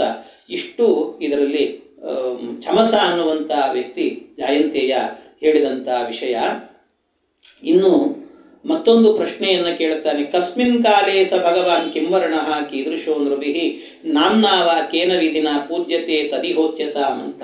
ಇನ್ನು ಭಗವಂತ ಪರಮಾತ್ಮನನ್ನು ಯಾವ ಯಾವ ಯುಗದಲ್ಲಿ ಭಗವಂತ ಯಾವ ವರ್ಣದಿಂದ ಇರ್ತಾನೆ, ಯಾವ ಆಕಾರದಲ್ಲಿ ಇರ್ತಾನೆ ಪರಮಾತ್ಮ, ಅವನನ್ನು ಹೇಗೆ ಮೋಕ್ಷವನ್ನು ಬಯಸುವವರು ಹೇಗೆ ಆರಾಧನೆ ಮಾಡಬೇಕು ಅವನನ್ನು ಅಂತ ಪ್ರಶ್ನೆಯನ್ನು ಮುಂದಿಡ್ತಾನೆ. ಆಗ ಕರಭಾಜನರು ಅವನಿಗೆ ಉತ್ತರವನ್ನು ಹೇಳುತ್ತಾರೆ. ಕೃತಂ ತ್ರೇತಾ ದ್ವಾಪರಂಚ ಕಲಿರಿತ್ಯೇಷು ಕೇಶವಃ ನಾನಾವರ್ಣಾವಿದಾಕಾರು ನಾನೈವ ವಿಧಿನೇಜ್ಯತೆ ಅಂತ. ಈ ಭಗವಂತ ಕೃತಯುಗದಲ್ಲಿ ಮತ್ತು ತ್ರೇತ ದ್ವಾಪರ ಕಲಿ ಈ 4 ಯುಗಗಳಲ್ಲೂ ಕೂಡ ಬೇರೆ ಬೇರೆ ವರ್ಣದಿಂದ ಇದ್ದಾನೆ ಪರಮಾತ್ಮ. ಅವನು ಬೇರೆ ಬೇರೆ ರೂಪದಿಂದ ಇದ್ದಾನೆ ಪರಮಾತ್ಮ. ಅವನ ಬೇರೆ ಬೇರೆ ರೂಪ ಅಂದರೆ ಆಕಾರಗಳು ಬೇರೆ ಬೇರೆ ರೀತಿಯಲ್ಲಿ ಇರ್ತದಂತೆ ಪರಮಾತ್ಮನಿಗೆ. ಅದು ಹೇಗೆ? ಕೃತೇ ಶುಕ್ಲ ಕೃತಯುಗದಲ್ಲಿ ಶುಕ್ಲವರ್ಣನಾಗಿರ್ತಾನಂತೆ ಪರಮಾತ್ಮ. ಇನ್ನು ಚತುರ್ಬಾಹು 4 ಕೈಗಳಿಂದ ಓಡಾಡ್ತಿರ್ತಾನಂತೆ ಯಾವಾಗಲೂ 4 ಕೈಯಿಂದ. ಜಟಿಲೋ ವಲ್ಕಲಾಂಬರಹ ಅಂತ ಅವನು ಜಟಾಧಾರಿಯಾಗಿರ್ತಾನಂತೆ. ಆಮೇಲೆ ವಲ್ಕಲಾಂಬರಹ ನಾರುಡಿಯನ್ನು ಹುಟ್ಟಿರ್ತಾನಂತೆ ಪರಮಾತ್ಮ. ಇನ್ನು ಕೃಷ್ಣಾಜಿನವನ್ನು, ಉಪವೀತವನ್ನು, ಅಕ್ಷಮಾಲೆಯನ್ನು, ದಂಡ, ಕಮಂಡಲು ಇವುಗಳನ್ನೆಲ್ಲ ಧಾರಣೆ ಮಾಡಿರ್ತಾನಂತೆ. ಮನುಷ್ಯರು ಆ ಯುಗದಲ್ಲಿ ಭಗವದ್ಭಕ್ತರು ಪರಸ್ಪರವಾಗಿ ವೈರ ಇಲ್ಲದೆ ಬದುಕ್ತಾರಂತೆ. ಒಬ್ಬರನ್ನು ಕಂಡ್ರೆ ಇನ್ನೊಬ್ಬರಿಗೆ ವೈರನೇ ಇರೋದಿಲ್ಲ, ಸಿಟ್ಟೇ ಇರೋದಿಲ್ಲ, ದ್ವೇಷವೇ ಇರೋದಿಲ್ಲಂತೆ. ಇವನು ಶತ್ರು ಅನ್ನುವ ಭಾವವೇ ಇರೋದಿಲ್ಲ, ಪರಸ್ಪರ ಸ್ನೇಹದಿಂದಲೇ ಇರ್ತಾರಂತೆ ಎಲ್ಲರೂ ಕೂಡ. ಹೀಗೆ ಎಲ್ಲರೂ ಒಬ್ಬರಿಗೊಬ್ಬರು ಹಿತೈಷಿಗಳೇ ಆಗಿರ್ತಾರಂತೆ. ಯಾರೂ ಕೂಡ ಏನಂತಾರಲ್ಲ ಹಿತಶತ್ರುಗಳು ಅಂತ ಹಾಗಿರೋದೇ ಇಲ್ಲಂತೆ ಯಾರು ಕೂಡ. ಇದು ಕೃತಯುಗದ ವಿಶೇಷತೆ ಅಂತ. ಇಂಥ ಕೃತಯುಗದಲ್ಲಿ ಹೀಗಿರ್ತಾನೆ ಭಗವಂತ. ಅವನನ್ನು ಆರಾಧನೆಯನ್ನು ಮಾಡ್ತಾರೆ. ಅವನಿಗೆ ಆ ಸಂದರ್ಭದಲ್ಲಿ ಕೃತಯುಗದಲ್ಲಿ ಬೇರೆ ಬೇರೆ ಹೆಸರಿನಿಂದ ನಾವೀಗೆಲ್ಲ ಕೃಷ್ಣ ರಾಮ ಅಂತೆಲ್ಲ ಕರಿತೇವಲ್ವ, ಹಾಗೆ ಕೃತಯುಗದಲ್ಲಿ ಅವನನ್ನು ಆರಾಧನೆ ಮಾಡುವವರೆಲ್ಲರೂ ಕೂಡ ಭಗವಂತನನ್ನು ಹಂಸಃ, ಸುಪರ್ಣಃ, ವೈಕುಂಠಃ, ಧರ್ಮಃ, ಯೋಗೇಶ್ವರಃ, ಅಮಲಃ, ಈಶ್ವರಃ, ಪುರುಷಃ, ಅವ್ಯಕ್ತಃ, ಪರಮಾತ್ಮ ಇತಿ ಚ ಗೀಯತೆ ಅಂತ ಹೇಳ್ತಾರೆ. ಈ ಶಬ್ದಗಳಿಂದ ಕರೀತಾರಂತೆ ಭಗವಂತನನ್ನು. ನಮಗೇನಾದರೂ ಆದಾಗ ಇದ್ದಕ್ಕಿದ್ದಾಗೆ ಮೇಲೆ ಹೇಳ್ತಾ ಇರ್ತೇವೆ, ಹೇಳ್ಬೇಕಾದ್ರೆ ಕೂತಿರ್ತೀವಿ ಭಾಳ ಹೊತ್ತು, ಹೇಳ್ಬೇಕಾದ್ರೆ ಕಷ್ಟ ಆಗ್ತದೆ, ಕೃಷ್ಣ ಅಂತ ಹೇಳ್ಕೊಂಡು ಹೇಳ್ತಿರ್ತೀವಿ. ಆಗ ಹಾಗಲ್ಲ, ಅವರೆಲ್ಲ ಆ ಹಂಸ ಅಂತ ಹೇಳ್ತಿದ್ರಂತೆ, ಸುಪರ್ಣ ಅಂತ ಹೇಳ್ತಿದ್ರಂತೆ. ಹೀಗೆ ಆ ಕಾಲದಲ್ಲೆಲ್ಲ ಭಗವಂತನ ನಾಮಕೀರ್ತನೆಗಳೆಲ್ಲವೂ ಕೂಡ ಇದ್ದು ಅಂತ. ಇದು ಕೃತಯುಗದಲ್ಲಿ. ಇನ್ನು ತ್ರೇತಾಯಾಮ್ ರಕ್ತವರ್ಣೋಸೌ ಚತುರ್ಬಾಹುಸ್ತ್ರಿಮೇಕಲಃ ಹಿರಣ್ಯಕೇಶಸ್ತ್ರಯ್ಯಾತ್ಮ ಸೃಕ್ಸೃವಾದ್ಯುಪಲಕ್ಷಣ. ತ್ರೇತಾಯುಗದಲ್ಲಿ ಭಗವಂತನಿಗೆ ರಕ್ತವರ್ಣ ಅಂತೆ ಪರಮಾತ್ಮನಿಗೆ. ಅವನ ಆಕಾರ ಹೇಗೆ ಅಂದರೆ 4 ಕೈಗಳಿರ್ತಾವಂತೆ, 3 ಎಳೆ ಮೇಖಲೆಯನ್ನು ಧಾರಣೆ ಮಾಡಿರ್ತಾನಂತೆ, ಬಂಗಾರದ ಬಣ್ಣದ ಕೂದಲಿರುತ್ತಂತೆ ಅವನಿಗೆ. ಕೂದಲು ಬಂಗಾರದ ಬಣ್ಣ ಪರಮಾತ್ಮನಿಗೆ. ಇದು ತ್ರೇತಾಯುಗದಲ್ಲಿರುವಂಥದ್ದು. ಬಣ್ಣ ಅವನ ಮೈ ಬಣ್ಣ ರಕ್ತವರ್ಣ, ಆದರೆ ತಲೆಯ ಕೂದಲಿನ ಬಣ್ಣ ಎನ್ನುವಂಥದ್ದು ಅದು ಬಂಗಾರದ ಬಣ್ಣ ಇರುತ್ತದಂತೆ. ಹೀಗಿರ್ತಾನೆ ಭಗವಂತ. ಭಗವಂತನನ್ನು ಈ ಮನುಷ್ಯರೆಲ್ಲರೂ ಕೂಡ ಆಗಬೇಕಾದ್ರೆ ಅವನನ್ನು ವೇದ ಪ್ರತಿಪಾದ್ಯ ಯಜ್ಞಮೂರ್ತಿ ಅಂತ ತಿಳಿದು ಅವನನ್ನು ಆರಾಧನೆ ಮಾಡ್ತಾರಂತೆ. ಸರ್ವದೇವತೆಗಳ ಅಂತರ್ಯಾಮಿಯಾಗಿದ್ದಾನಿವನು ಅಂತ ತಿಳಿದು ಎಲ್ಲರೂ ಧರ್ಮಿಷ್ಠರಾಗಿರ್ತಾರಂತೆ, ಆದಷ್ಟು ಧರ್ಮಿಷ್ಠರಾಗಿರ್ತಾರಂತೆ. ಅಂತೂ ಈ ರೀತಿಯಲ್ಲಿ ತ್ರೇತಾಯುಗದಲ್ಲಿ ಇರ್ತಾರೆ ಅಂತ ಹೇಳ್ತಾರೆ. ಆಗ ಅವನಿಗೆ ಹೆಸರುಗಳು ವಿಷ್ಣು, ಯಜ್ಞ, ಪೃಷ್ಣಿಗರ್ಭ, ಸರ್ವದೇವ, ಉರುಕ್ರಮ, ವೃಷಾಕಪಿ, ಜಯಂತ, ಉರುಗಾಯ ಇವೆಲ್ಲವೂ ಕೂಡ ಭಗವಂತನಿಗೆ ಹೆಸರುಗಳು ಅಂತ ಹೇಳ್ತಾರೆ. ಇನ್ನು ದ್ವಾಪರೇ ಭಗವಾನ್ ಶ್ಯಾಮಃ ಪೀತವಾಸ ನಿಜಾಯುಧ ಶ್ರೀವತ್ಸಾದಿಭಿರಂಕೈಶ್ಚ ಲಕ್ಷಣೈರುಪಲಕ್ಷಿತಃ. ದ್ವಾಪರ ಯುಗದಲ್ಲಾಗುವಾಗ ಭಗವಂತ ಶ್ಯಾಮವರ್ಣ ಅಂತ ಹೇಳ್ತಾರೆ. ನೀಲಮೇಘ ಶ್ಯಾಮ ಅಂತೀವಲ್ಲ, ಹಾಗೆ ಶ್ಯಾಮವರ್ಣ. ಅವನು ಪೀತಾಂಬರವನ್ನು ಹುಟ್ಟಿರ್ತಾನಂತೆ. ಶಂಖ, ಚಕ್ರ, ಗದ, ಪದ್ಮ ಇವುಗಳನ್ನು ಧರಿಸಿರ್ತಾನೆ. ಶ್ರೀವತ್ಸ ಅನ್ನುವಂಥ ಚಿಹ್ನೆ ಇರುತ್ತೆ ಪರಮಾತ್ಮನಿಗೆ. ಅವನಿಗೆ ಈ ಎಲ್ಲ 32 ಲಕ್ಷಣಗಳು, 32 ಲಕ್ಷಣಗಳೆಲ್ಲವೂ ಕೂಡ ಆ ಪರಮಾತ್ಮನಲ್ಲಿ ಕಾಣಿಸುತ್ತೆ ಅಂತ ಹೇಳುತ್ತಾರೆ. ಅವನನ್ನು ಆಗ ವೇದ, ಪಂಚರಾತ್ರ, ಆಗಮ ಇವುಗಳಿಂದಾಗಿ ಅರ್ಚನೆ ಮಾಡ್ತಾರಂತೆ ಎಲ್ಲರೂ ಕೂಡ, ಮನುಷ್ಯರು, ದೇವತೆಗಳೆಲ್ಲರೂ ಕೂಡ ಭಗವಂತನನ್ನು. ಆ ಸಂದರ್ಭದಲ್ಲಿ ವಾಸುದೇವ, ಸಂಕರ್ಷಣ, ಪ್ರದ್ಯುಮ್ನ, ಅನಿರುದ್ಧ, ನಾರಾಯಣ, ಋಷಿ, ಪುರುಷ, ಮಹಾತ್ಮ, ವಿಶ್ವೇಶ್ವರ, ರಾಮ, ಸರ್ವಭೂತಾತ್ಮ ಅಂತ ಅವನಿಗೆ ಈ ಹೆಸರುಗಳಿಂದ ಹೆಚ್ಚಾಗಿ ಉಪಾಸನೆಗಳನ್ನು ಮಾಡ್ತಾರೆ, ಈ ನಾಮಗಳಿಂದಾಗಿ ಅಂತ ಹೇಳ್ತಾರೆ. ಹೀಗೆ ಕೃಷ್ಣವರ್ಣಂ ಕಲೌ ಕೃಷ್ಣಂ ಸಾಂಗೋಪಾಂಗಂ ಸಪಾರ್ಷದಂ ಅಂತ ಪರಮಾತ್ಮ ಕಲಿಯುಗದಲ್ಲಿ ಭಗವಂತನಿಗೆ ಕೃಷ್ಣವರ್ಣ ಅಂತ ಹೇಳ್ತಾರೆ. ಕೃಷ್ಣವರ್ಣ ಭಗವಂತ ಈ ಕಲಿಯುಗದಲ್ಲಿ ಕೃಷ್ಣವರ್ಣದಿಂದ, ಕಪ್ಪು ಬಣ್ಣದಿಂದ ಇರ್ತಾನಂತೆ. ಹೃದಯಾದಿ ಅಂಗಾಂಗಗಳಲ್ಲೂ ಕೂಡ ಪರಮಾತ್ಮ ಉಪಾಂಗಗಳನ್ನು ಧಾರಣೆ ಮಾಡಿಕೊಂಡು ಗರುಡ ಮತ್ತು ಅವನ ಉಪದೇವತೆಗಳು, ಅಂದರೆ ಅವನ ಪರಿವಾರ ದೇವತೆಗಳು ವಿಶ್ವಕ್ಸೇನ ಇವರನ್ನೆಲ್ಲ ಕಟ್ಟಿಕೊಂಡು ಪರಮಾತ್ಮ ಕೃಷ್ಣ ಅನ್ನುವ ಅವತಾರದಿಂದ ಎಲ್ಲ ಕಡೆ ಓಡಾಡ್ತಿರ್ತಾನೆ. ಆದ್ದರಿಂದಲೇ ನಮ್ಮಲ್ಲಿ ಬಂದಿರುವಂಥದ್ದು ಕಲಿಯುಗದಲ್ಲಿ ಏನು ಮಾಡಿದರೂ ಕೂಡ ರಾಮಾರ್ಪಣೆ ಇಲ್ಲ, ಬುದ್ಧಾರ್ಪಣೆ ಇಲ್ಲ, ಕಲ್ಕ್ಯರ್ಪಣೆ ಇಲ್ಲ, ಕೃಷ್ಣಾರ್ಪಣವೇ ಎಲ್ಲ ಬಂದಿರೋದು. ಯಾಕೆ ಅಂದರೆ ಅವನು ಕೃಷ್ಣ ಅನ್ನುವಂಥ ವಿಶೇಷ ರೂಪದಿಂದಾಗಿ ಕಲಿಯುಗದಲ್ಲಿ ನಮ್ಮನ್ನು ಅನುಗ್ರಹ ಮಾಡ್ತಾನೆ. ಆದ್ದರಿಂದಾಗಿ ಈ ರೀತಿ ಇರುವಂಥವನು ಪರಮಾತ್ಮ ಅಂತ ಹೀಗೆ ಆ ಭಗವಂತನ ಅನೇಕ ರೂಪಗಳ ಬಗ್ಗೆ ಎಲ್ಲ ನಿರೂಪಣೆಯನ್ನು ಮಾಡ್ತಾರೆ. ಇಂಥ ರೂಪಗಳನ್ನೆಲ್ಲ ಹೇಳ್ತಾ ಪರಮಾತ್ಮನದ್ದು ಮುಂದೆ ಇದು ಇಷ್ಟು ಕರಭಾಜನರು ಹೇಳಿದರು. ಅವನು ಸಂತೋಷವನ್ನು ಪಟ್ಟ. ಎಲ್ಲ ಆದ ನಂತರ ಇವರೆಲ್ಲರೂ ಕೂಡ ಈ ಜಾಯಂತೇಯರ ಉಪಾಖ್ಯಾನ ಇದೆ. ಇತಿಹಾಸಮಿಮಂ ಪುಣ್ಯಂ ಧಾರಯೇದ್ಯಃ ಸಮಾಹಿತಃ ವಿದೂಯೇಹ ಶಮಲಂ ಬ್ರಹ್ಮಭೂಯಾಯ ಕಲ್ಪತೆ. ಈ ಪುಣ್ಯಕರವಾಗಿರುವಂಥ ಜಾಯಂತೇಯರ ಉಪಾಖ್ಯಾನದ ಇತಿಹಾಸವನ್ನು ಏಕಾಗ್ರ ಮನಸ್ಸಿನಿಂದ ಇದನ್ನು ಶ್ರವಣ ಮಾಡಿದರೆ ಅವರಿಗೆ ಎಷ್ಟು ಶಕ್ತಿ ಬರುತ್ತೆ ಅಂದರೆ ಅವರು ಜನ್ಮಾಂತರದಲ್ಲಿ ಮಾಡಿದ ಪಾಪಗಳನ್ನೆಲ್ಲವನ್ನು ಕೂಡ ಪರಿಹಾರ ಮಾಡಿಕೊಳ್ಳುವ ಶಕ್ತಿ ಅವರಿಗೆ ಬರ್ತದಂತೆ. ಇದನ್ನು ಶ್ರವಣ ಮಾಡಿದರೆ ಸಾಕು ಅಂತ ಹೇಳ್ತಾರೆ.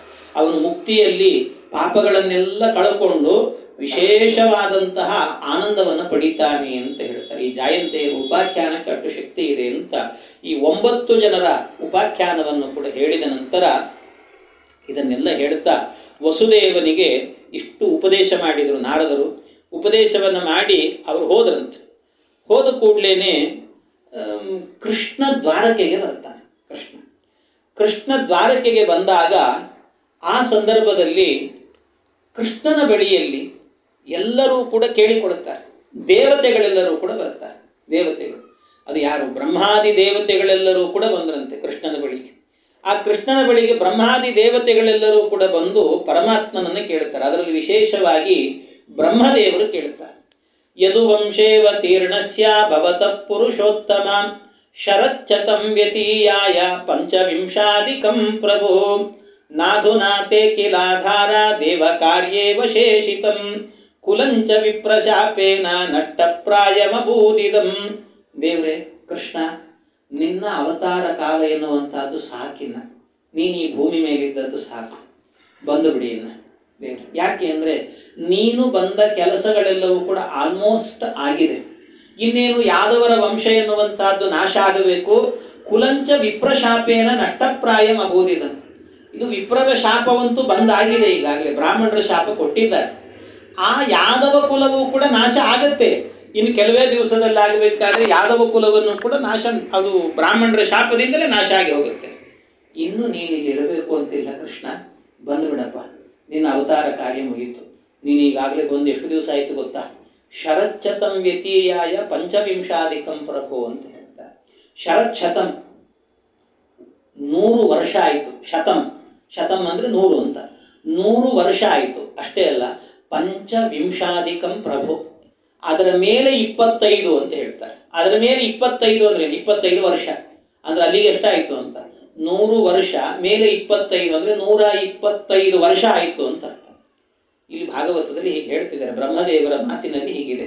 ಆದರೆ ಮೊನ್ನೆ ನಾನು ನಿಮಗೆ ಹೇಳಿದೆ, ಭಗವಂತ ಎಷ್ಟು ದಿವಸ ಇದ್ದ ಅಂದರೆ ಅವನು ಇದ್ದದ್ದು 106.5 ವರ್ಷಗಳ ಕಾಲ ಇದ್ದದ್ದಷ್ಟೇ. 106.5 ವರ್ಷ. ಇಲ್ಲಿ ಹೇಳ್ತಾ ಇರೋದು 125 ವರ್ಷಗಳ ಕಾಲ ಇದ್ದ ಅಂತ ಬ್ರಹ್ಮದೇವರ ಬಾಯಲ್ಲಿ ಬರ್ತಾ ಇದೆ. ಅದರಿಂದ ಬ್ರಹ್ಮದೇವರ ಬಾಯಲ್ಲಿ ಬಂದಿರುವಂಥ ಮಾತಿದು ಏನು ಅಂದರೆ ಶರಚ್ಛತಂ ವ್ಯತೀಯಾಯ ಪಂಚವಿಂಶಾಧಿಕಂ ವಿಭೋ ಅಂತ ಹೇಳ್ತಾರೆ. ಶರಚ್ಛತಂ ವ್ಯತೀಯಾಯ ಪಂಚವಿಂಶಾಧಿಕಂ ವಿಭೋ ಅಂದರೆ 100 ಮೇಲೆ 25, 125 ವರ್ಷ ಅಂತ. ಆದರೆ ಬೇರೆ ಕಡೆಯಲ್ಲಿ ಹೇಳಿರುವಂತಹದ್ದು 106.5 ವರ್ಷ ಭಗವಂತ ಇದ್ದದ್ದು. ಇಲ್ಲಿ ನೋಡಿದ್ರೆ ಬ್ರಹ್ಮದೇವರು ಹೇಳ್ತಾರೆ 125 ವರ್ಷ ಆಯಿತು ಅಂತ, ನೀನು ಬಂದುಬಿಡು, ಸಾಕಿನ ನೀನು ಪರಂಧಾಮಕ್ಕೆ ಬಂದುಬಿಡು ಅಂತ ಕೃಷ್ಣನನ್ನು ಕೇಳ್ತಾ ಇದ್ದ. ಇದು ಕೇಳುವಾಗ ಇಲ್ಲಿ ನಮಗೇನು ಅಂತ ಗೊಂದಲ ಆಗಿಬಿಡುತ್ತದೆ. ಇಲ್ಲೆಲ್ಲ ಮಧ್ವಾಚಾರ್ಯರು ವ್ಯಾಖ್ಯಾನವನ್ನು ಮಾಡ್ತಾರೆ ನೋಡಿ. ಶರಚ್ಛತಂ ವ್ಯತೀಯಾಯ ಪಂಚವಿಂಶಾಧಿಕಂ ಪ್ರಭೋ ಅನ್ನುವಲ್ಲಿ ಪಂಚವಿಂಶಾಧಿಕಂ ಅಂತಷ್ಟೇ ಹೇಳಿದರೆ ಹೊರತು, ಪಂಚವಿಂಶ ಅಂದರೆ ಏನು? 25 ಅಧಿಕ ಅಂತಷ್ಟೇ ಹೇಳಿದ್ದಾರೆ. ಅದು ವರ್ಷ ಅಂತ ಹೇಳಲಿಲ್ಲ, ದಿನ ಅಂತ ಹೇಳಲಿಲ್ಲ, ತಿಂಗಳು ಅಂತ ಹೇಳಲಿಲ್ಲ. ಮತ್ತು ಯಾವುದು ಇಟ್ಕೊಳ್ಬೇಕು ಅಂದರೆ ಇದಕ್ಕೆ ಬೇರೆ ಪುರಾಣದಲ್ಲಿ ಉತ್ತರವನ್ನು ಹೇಳಿದ್ದಾರೆ. ಬೇರೆ ಪುರಾಣದಲ್ಲಿ ಋತೂನಾಂ ಪಂಚವಿಂಶಕಂ ಅಂತ ಹೇಳ್ತಾರೆ. ಋತೂನಾಂ ಪಂಚವಿಂಶಕಂ ಅಂತ ಅಂದರೆ ಇಲ್ಲಿ ಯಾವುದನ್ನು 25 ಅನ್ನೋದನ್ನು ಯಾವುದು ಇಟ್ಟುಕೊಳ್ಬೇಕು ಅಂದರೆ 25 ಋತುಗಳು ಅಂತ ಇಟ್ಟುಕೊಳ್ರಿ ಅಂತಂದ್ರೆ 25 ಋತೂನಾಂ ಪಂಚವಿಂಶಕಂ ಅಂತ. ಅಲ್ಲಿಗೆ ನೋಡಿ ಈಗ ಎಷ್ಟಾಯಿತು ಅಂತ ಹೇಳಿದರೆ, ನೀವು ಋತೂನಾಂ ಪಂಚವಿಂಶಕಂ ಅಂತ ಹೇಳಿದರೆ, ಈ ಋತುಗಳು ಅಂತ ಹೇಳಿದರೆ ಒಟ್ಟಿರೋದು 6 ಋತುಗಳಿದ್ದಾವೆ. 6 ಋತುಗಳು ಕಳೀತು ಅಂತ ಆದರೆ ಎಷ್ಟಾಯ್ತು ಅಲ್ಲಿಗೆ ಅಂತಂದರೆ 1 ವರ್ಷ ಆಗುತ್ತೆ ಅಂತ. 25 ಋತುಗಳು ಅಂತ ಹೇಳಿದ್ದಾರೆ. 6 4 24 ಅಂತ. 6 4 24 ಅಂತ ಹೇಳಿದರೆ ಅಲ್ಲಿಗೆ ಎಷ್ಟಾಯಿತು ಅಂತ ಅರ್ಥ? 24. 6 4 ಅಂತಂದರೆ ಹಾಗಾದರೆ 6 4 ಅಂತಂದಿದ್ರಿಂದ 24 ಆದರೆ 4 ವರ್ಷ ಅನ್ನುವಂಥದ್ದು ಸಿಕ್ತು. ಹಾಗಾದರೆ 6 ಅದರಿಂದಾಗಿ 25, ಆಮೇಲೆ 2 ತಿಂಗಳು ಅಂತ 25 ಆಗಬೇಕು ಅಂದರೆ ಹಾಗಾದರೆ 4 ವರ್ಷ 2 ತಿಂಗಳು. ಅದಕ್ಕೆ ಹಿಂದೆ ಹೇಳಿದ ಮಾತೇನು? ಶರಚ್ಛತಂ ಅಂತ. 100 ವರ್ಷ ಅಂದರೆ 100 ವರ್ಷ ಮತ್ತೆ ಎಷ್ಟು? 4 ವರ್ಷ 2 ತಿಂಗಳು ಅಂದರೆ 104 ವರ್ಷ 2 ತಿಂಗಳಾಯಿತು ಅಂತ ಅರ್ಥ ಇದಕ್ಕೆ. ಹೊರತಾಗಿ 125 ವರ್ಷ ಅಂತ ಅರ್ಥ ಅಲ್ಲ ಇದಕ್ಕೆ. ಭಾಗವತವನ್ನು ಓದಬೇಕಾದ್ರೆ ಇದು ಸುಮ್ಮನೆ ಮೇಲ್ನೋಟದಲ್ಲಿ ಹೀಗೆ ಹೇಳಿದ್ದಾರೆ ಹಾಗೆ ಅಂತ ಓದಿಬಿಡೋದಲ್ಲ. ಹಿಂದೆ ಏನು ಹೇಳಿದ್ದಾರೆ, ಮುಂದೆ ಏನು ಹೇಳ್ತಿದ್ದಾರೆ, ಎರಡಕ್ಕೂ ವಿರೋಧ ಇದೆಯೋ ಇಲ್ಲವೋ ಎಲ್ಲ ಪರಿಹಾರ ಮಾಡಿಕೊಳ್ಬೇಕು. ಇದನ್ನು ಮಧ್ವಾಚಾರ್ಯರು ಮಾಡಿಕೊಡ್ತಾರೆ. ಶ್ರೀಮದ್ ಆಚಾರ್ಯರು ಏನಾದರೂ ಹೇಳಲಿಲ್ಲ ಅಂದರೆ ನಮಗೆ ಅರ್ಥವೇ ಆಗೋದಿಲ್ಲ. ಋತೂನಾಂ ಪಂಚವಿಂಶಕಂ ಅಂತ. ಹಾಗಾಗಿ 104 ವರ್ಷ 2 ತಿಂಗಳಾಗಿದೆ ಕೃಷ್ಣ, ಬಂದು ಬಿಡಪ್ಪ ಭಗವಂತ, ಪರಂಧಾಮಕ್ಕೆ ಬಂದು ಬಿಡು ನೀನು ಅಂತ ಹೇಳಿದರಂತೆ. ಇಷ್ಟು ಹೇಳ್ತಾ ಇದ್ದಂತೇನೆ ಭಗವಂತ ಹೇಳ್ತಾನೆ, ಸಂಸ್ತುತೋ ಭಗವಾನಿತ್ತಂ ವಿಬುಧೈ ಪದ್ಮಜಾದಿಭಿಃ. ಬ್ರಹ್ಮಾದಿ ದೇವತೆಗಳೆಲ್ಲರೂ ಕೂಡ ಈ ರೀತಿ ಪ್ರಾರ್ಥನೆಯನ್ನು ಮಾಡಿದ ಕೂಡಲೇ ಕೃತಂ ವ ಕಾರ್ಯಮಖಿಲಂ ಭೂಮಿರ್ಭಾರೋವತಾರಿತಃ. ನೀನು ಹೇಳಿದಂತೆ ಆಲ್ಮೋಸ್ಟ್ ಎಲ್ಲ ಕೆಲಸ ಮುಗಿದಿದೆಯಪ್ಪ. ಆದರೂ ಕೂಡ ತದಿದಂ ಯಾದವ ಕುಲಂ ವೀರ್ಯ ಶೌರ್ಯ ಶ್ರಿಯೋದ್ಧತಂ ಲೋಕಂ ಜಿಗೃಕ್ಷತ್ಯೋರ್ಧ್ವಂ ಮೇ ಮೇಲಾಮಿವ ಮಹಾರ್ಣವಃ. ನಾನು ಬಂದು ಬಿಡಬಹುದು ಇಲ್ಲ ಅಂತಲ್ಲ, ಆದರೆ ನನ್ನ ಯಾದವ ಕುಲ ಇನ್ನೂ ಇದೆ. ನಾನು ಬಂದೆ ಅಂತ ಆದರೆ ಈ ಯಾದವರೆಲ್ಲರೂ ಕೂಡ ಏನಾಗ್ತಾರೆ ಅಂದರೆ ಭೂಭಾರ ಹರಣ ಆಗಿದೆ, ನಾನು ಹೋದೆ ಅಂತಾದರೆ ಆಗ ಇವರ ಸಂಹಾರ ಮಾಡಲಿಲ್ಲ ಅಂದರೆ ದೇವಾಂಶರು ಇವರಿಗೆ ಕಲಿಪ್ರವೇಶ ಆಗ್ತದೆ, ಇವರು ಅನರ್ಥರಾಗ್ತಾರೆ. ಅಷ್ಟೇ ಅಲ್ಲ, ಜೊತೆಗೆ ನನ್ನ ಜೊತೆಗೆ ಬಂದರು ಅಂದರೆ ವೈಕುಂಠಕ್ಕೆ ಹೋಗ್ತಾರೆ. ಎಲ್ಲರೂ ಕೂಡ ದೇವರ ಜೊತೆಗೆ ಹೋಗ್ಬಿಟ್ರೆ ವೈಕುಂಠಕ್ಕೆ ಹೋಗ್ತಾರಲ್ಲ, ಪರಂಧಾಮಕ್ಕೆ ಬರ್ತಾರೆ. ಹಾಗಾಗಿ ನನ್ನ ಜೊತೆಗೆ ಬರಬೇಕು ಇವರೆಲ್ಲರೂ ಕೂಡ. ಇವರು ಇಲ್ಲಿ ಬಹಳ ದಿವಸ ಇರಬಾರ್ದು, ಅದಕ್ಕೆ ಇವರನ್ನು ಕರ್ಕೊಂಡು ಬರ್ತೀನಂತೆ, ಅಲ್ಲಿ ತನಕ ಬರೋದಿಲ್ಲ ಅಂತ ಹೇಳಿದ ಕೃಷ್ಣ. ಹೇಳಿ ಬ್ರಹ್ಮದೇವರು ಇಷ್ಟು ಹೇಳಿದ ಮೇಲೆ ಮತ್ತೆ ಇದ್ದದ್ದು ಎಷ್ಟು ದಿವಸ ಅಂದರೆ 2 ವರ್ಷ 2 ತಿಂಗಳು 4 ತಿಂಗಳು ಇದ್ದಂತೆ ಭಗವಂತ. 2 ವರ್ಷ 4 ತಿಂಗಳು ಅಂದರೆ ಅಲ್ಲಿಗೆ ಎಷ್ಟಾಯಿತು ಅಂತ 2 ವರ್ಷ 4 ತಿಂಗಳು. ಮೊದಲಾದದ್ದು ಎಷ್ಟು ಅಂತಂದರೆ 104 ವರ್ಷ 2 ತಿಂಗಳಾಗಿತ್ತು.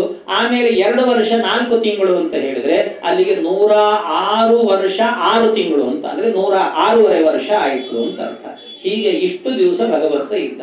ಅಂದರೆ ಅಲ್ಲಿಗೇನಾಯಿತು ಅಂದರೆ ಭಗವಂತ ಹೇಳಿದ ಬ್ರಹ್ಮದೇವರಿಗೆ ಇಟ್ಟು ಸಮಾಧಾನವನ್ನು ಹೇಳಿ ಕಳಿಸಿಕೊಟ್ಟನಂತೆ ದೇವರು. ಅವನು ಕಳಿಸಿಕೊಟ್ಟ ನಂತರ ಆಗ ಉದ್ಧವನನ್ನು ಕರೀತಾನೆ ಕೃಷ್ಣ. ಅಲ್ಲಿಗೆ ದ್ವಾರಕೆಗೆ ಕೃಷ್ಣನನ್ನು ಹುಡುಕಿಕೊಂಡು ಉದ್ಧವ ಬರ್ತಾನೆ. ಉದ್ಧವ ಬಂದಾಗ ಕೃಷ್ಣ ಹೇಳಿದ, ನೋಡು, ನಾನಿನ್ನು ಕೆಲವೇ ದಿವಸದಲ್ಲಿ ನಾನು ಹೊರಡುತ್ತೇನೆ. ವಿಪ್ರರ ಶಾಪದಿಂದಾಗಿ ಈ ಯಾದವರು ಕೂಡ ಹೊರಟು ಬರ್ತಾರೆ. ವಿಪ್ರರ ಶಾಪದಿಂದ ಯಾದವರು ಬಂದರು ಅಂತಾದರೆ ಸಂತೋಷ, ನಾವೆಲ್ಲ ಹೋಗಿಬಿಡುತ್ತೇವೆ. ಆಮೇಲೆ ನಾನು ಹೋಗಿ 7 ದಿವಸಕ್ಕೆ ದ್ವಾರಕಾಪಟ್ಟಣ ಎನ್ನುವಂಥದ್ದು ಸಮುದ್ರದಲ್ಲಿ ಮುಳುಗಿ ಹೋಗುತ್ತೆ. ಇದನ್ನು ಕೃಷ್ಣ ಹೇಳ, ನನ್ನ ಪಟ್ಟಣ ನಾನೇನು ನಿರ್ಮಾಣ ಮಾಡಿದ್ದೇನೆ, ಆ ಪಟ್ಟಣ ನಾನು ಅವತಾರವನ್ನು ಸಮಾಪ್ತಿ ಮಾಡಿದ ಮೇಲೆ 7 ದಿವಸಕ್ಕೆ ಈ ದ್ವಾರಕಾಪಟ್ಟಣ ಎನ್ನುವಂಥದ್ದು ಕೂಡ ಮುಳುಗಿ ಹೋಗುತ್ತೆ ಸಮುದ್ರದಲ್ಲಿ. ಇಷ್ಟೆಲ್ಲ ಅನರ್ಥಗಳು ನಡೆಯುತ್ತೆ ಅಂತ. ಅದಕ್ಕೆ ನೀನು ಕೂಡ ಈ ಮನೆ ಮಠ ಗಿಟ ಎಲ್ಲ ಬಿಟ್ಟು ವಿಶೇಷ ಸಾಧನೆ ಮಾಡ್ಕೊಂಡು ಹೋಗಿಬಿಡಪ್ಪ ನೀನು ಅಂತ ಇಷ್ಟನ್ನೇ ಹೇಳ್ತಾನೆ ಆ ಉದ್ಧವನಿಗೆ ಹೇಳಿದರೆ ಉದ್ಧವ ಕಣ್ಣೀರು ಹಾಕ್ಕೊಂಡು ಕೂತ್ಕೊಳ್ತಾನೆ. ಕೃಷ್ಣ, ಇಷ್ಟು ದಿವಸ ನಿನ್ನನ್ನು ನೋಡಿ ಬದುಕಿದವರು ನಾವು, ನೀನಿಲ್ಲದೆ ಒಂದು ಕ್ಷಣ ಇರಲಿಲ್ಲ ನಾವು.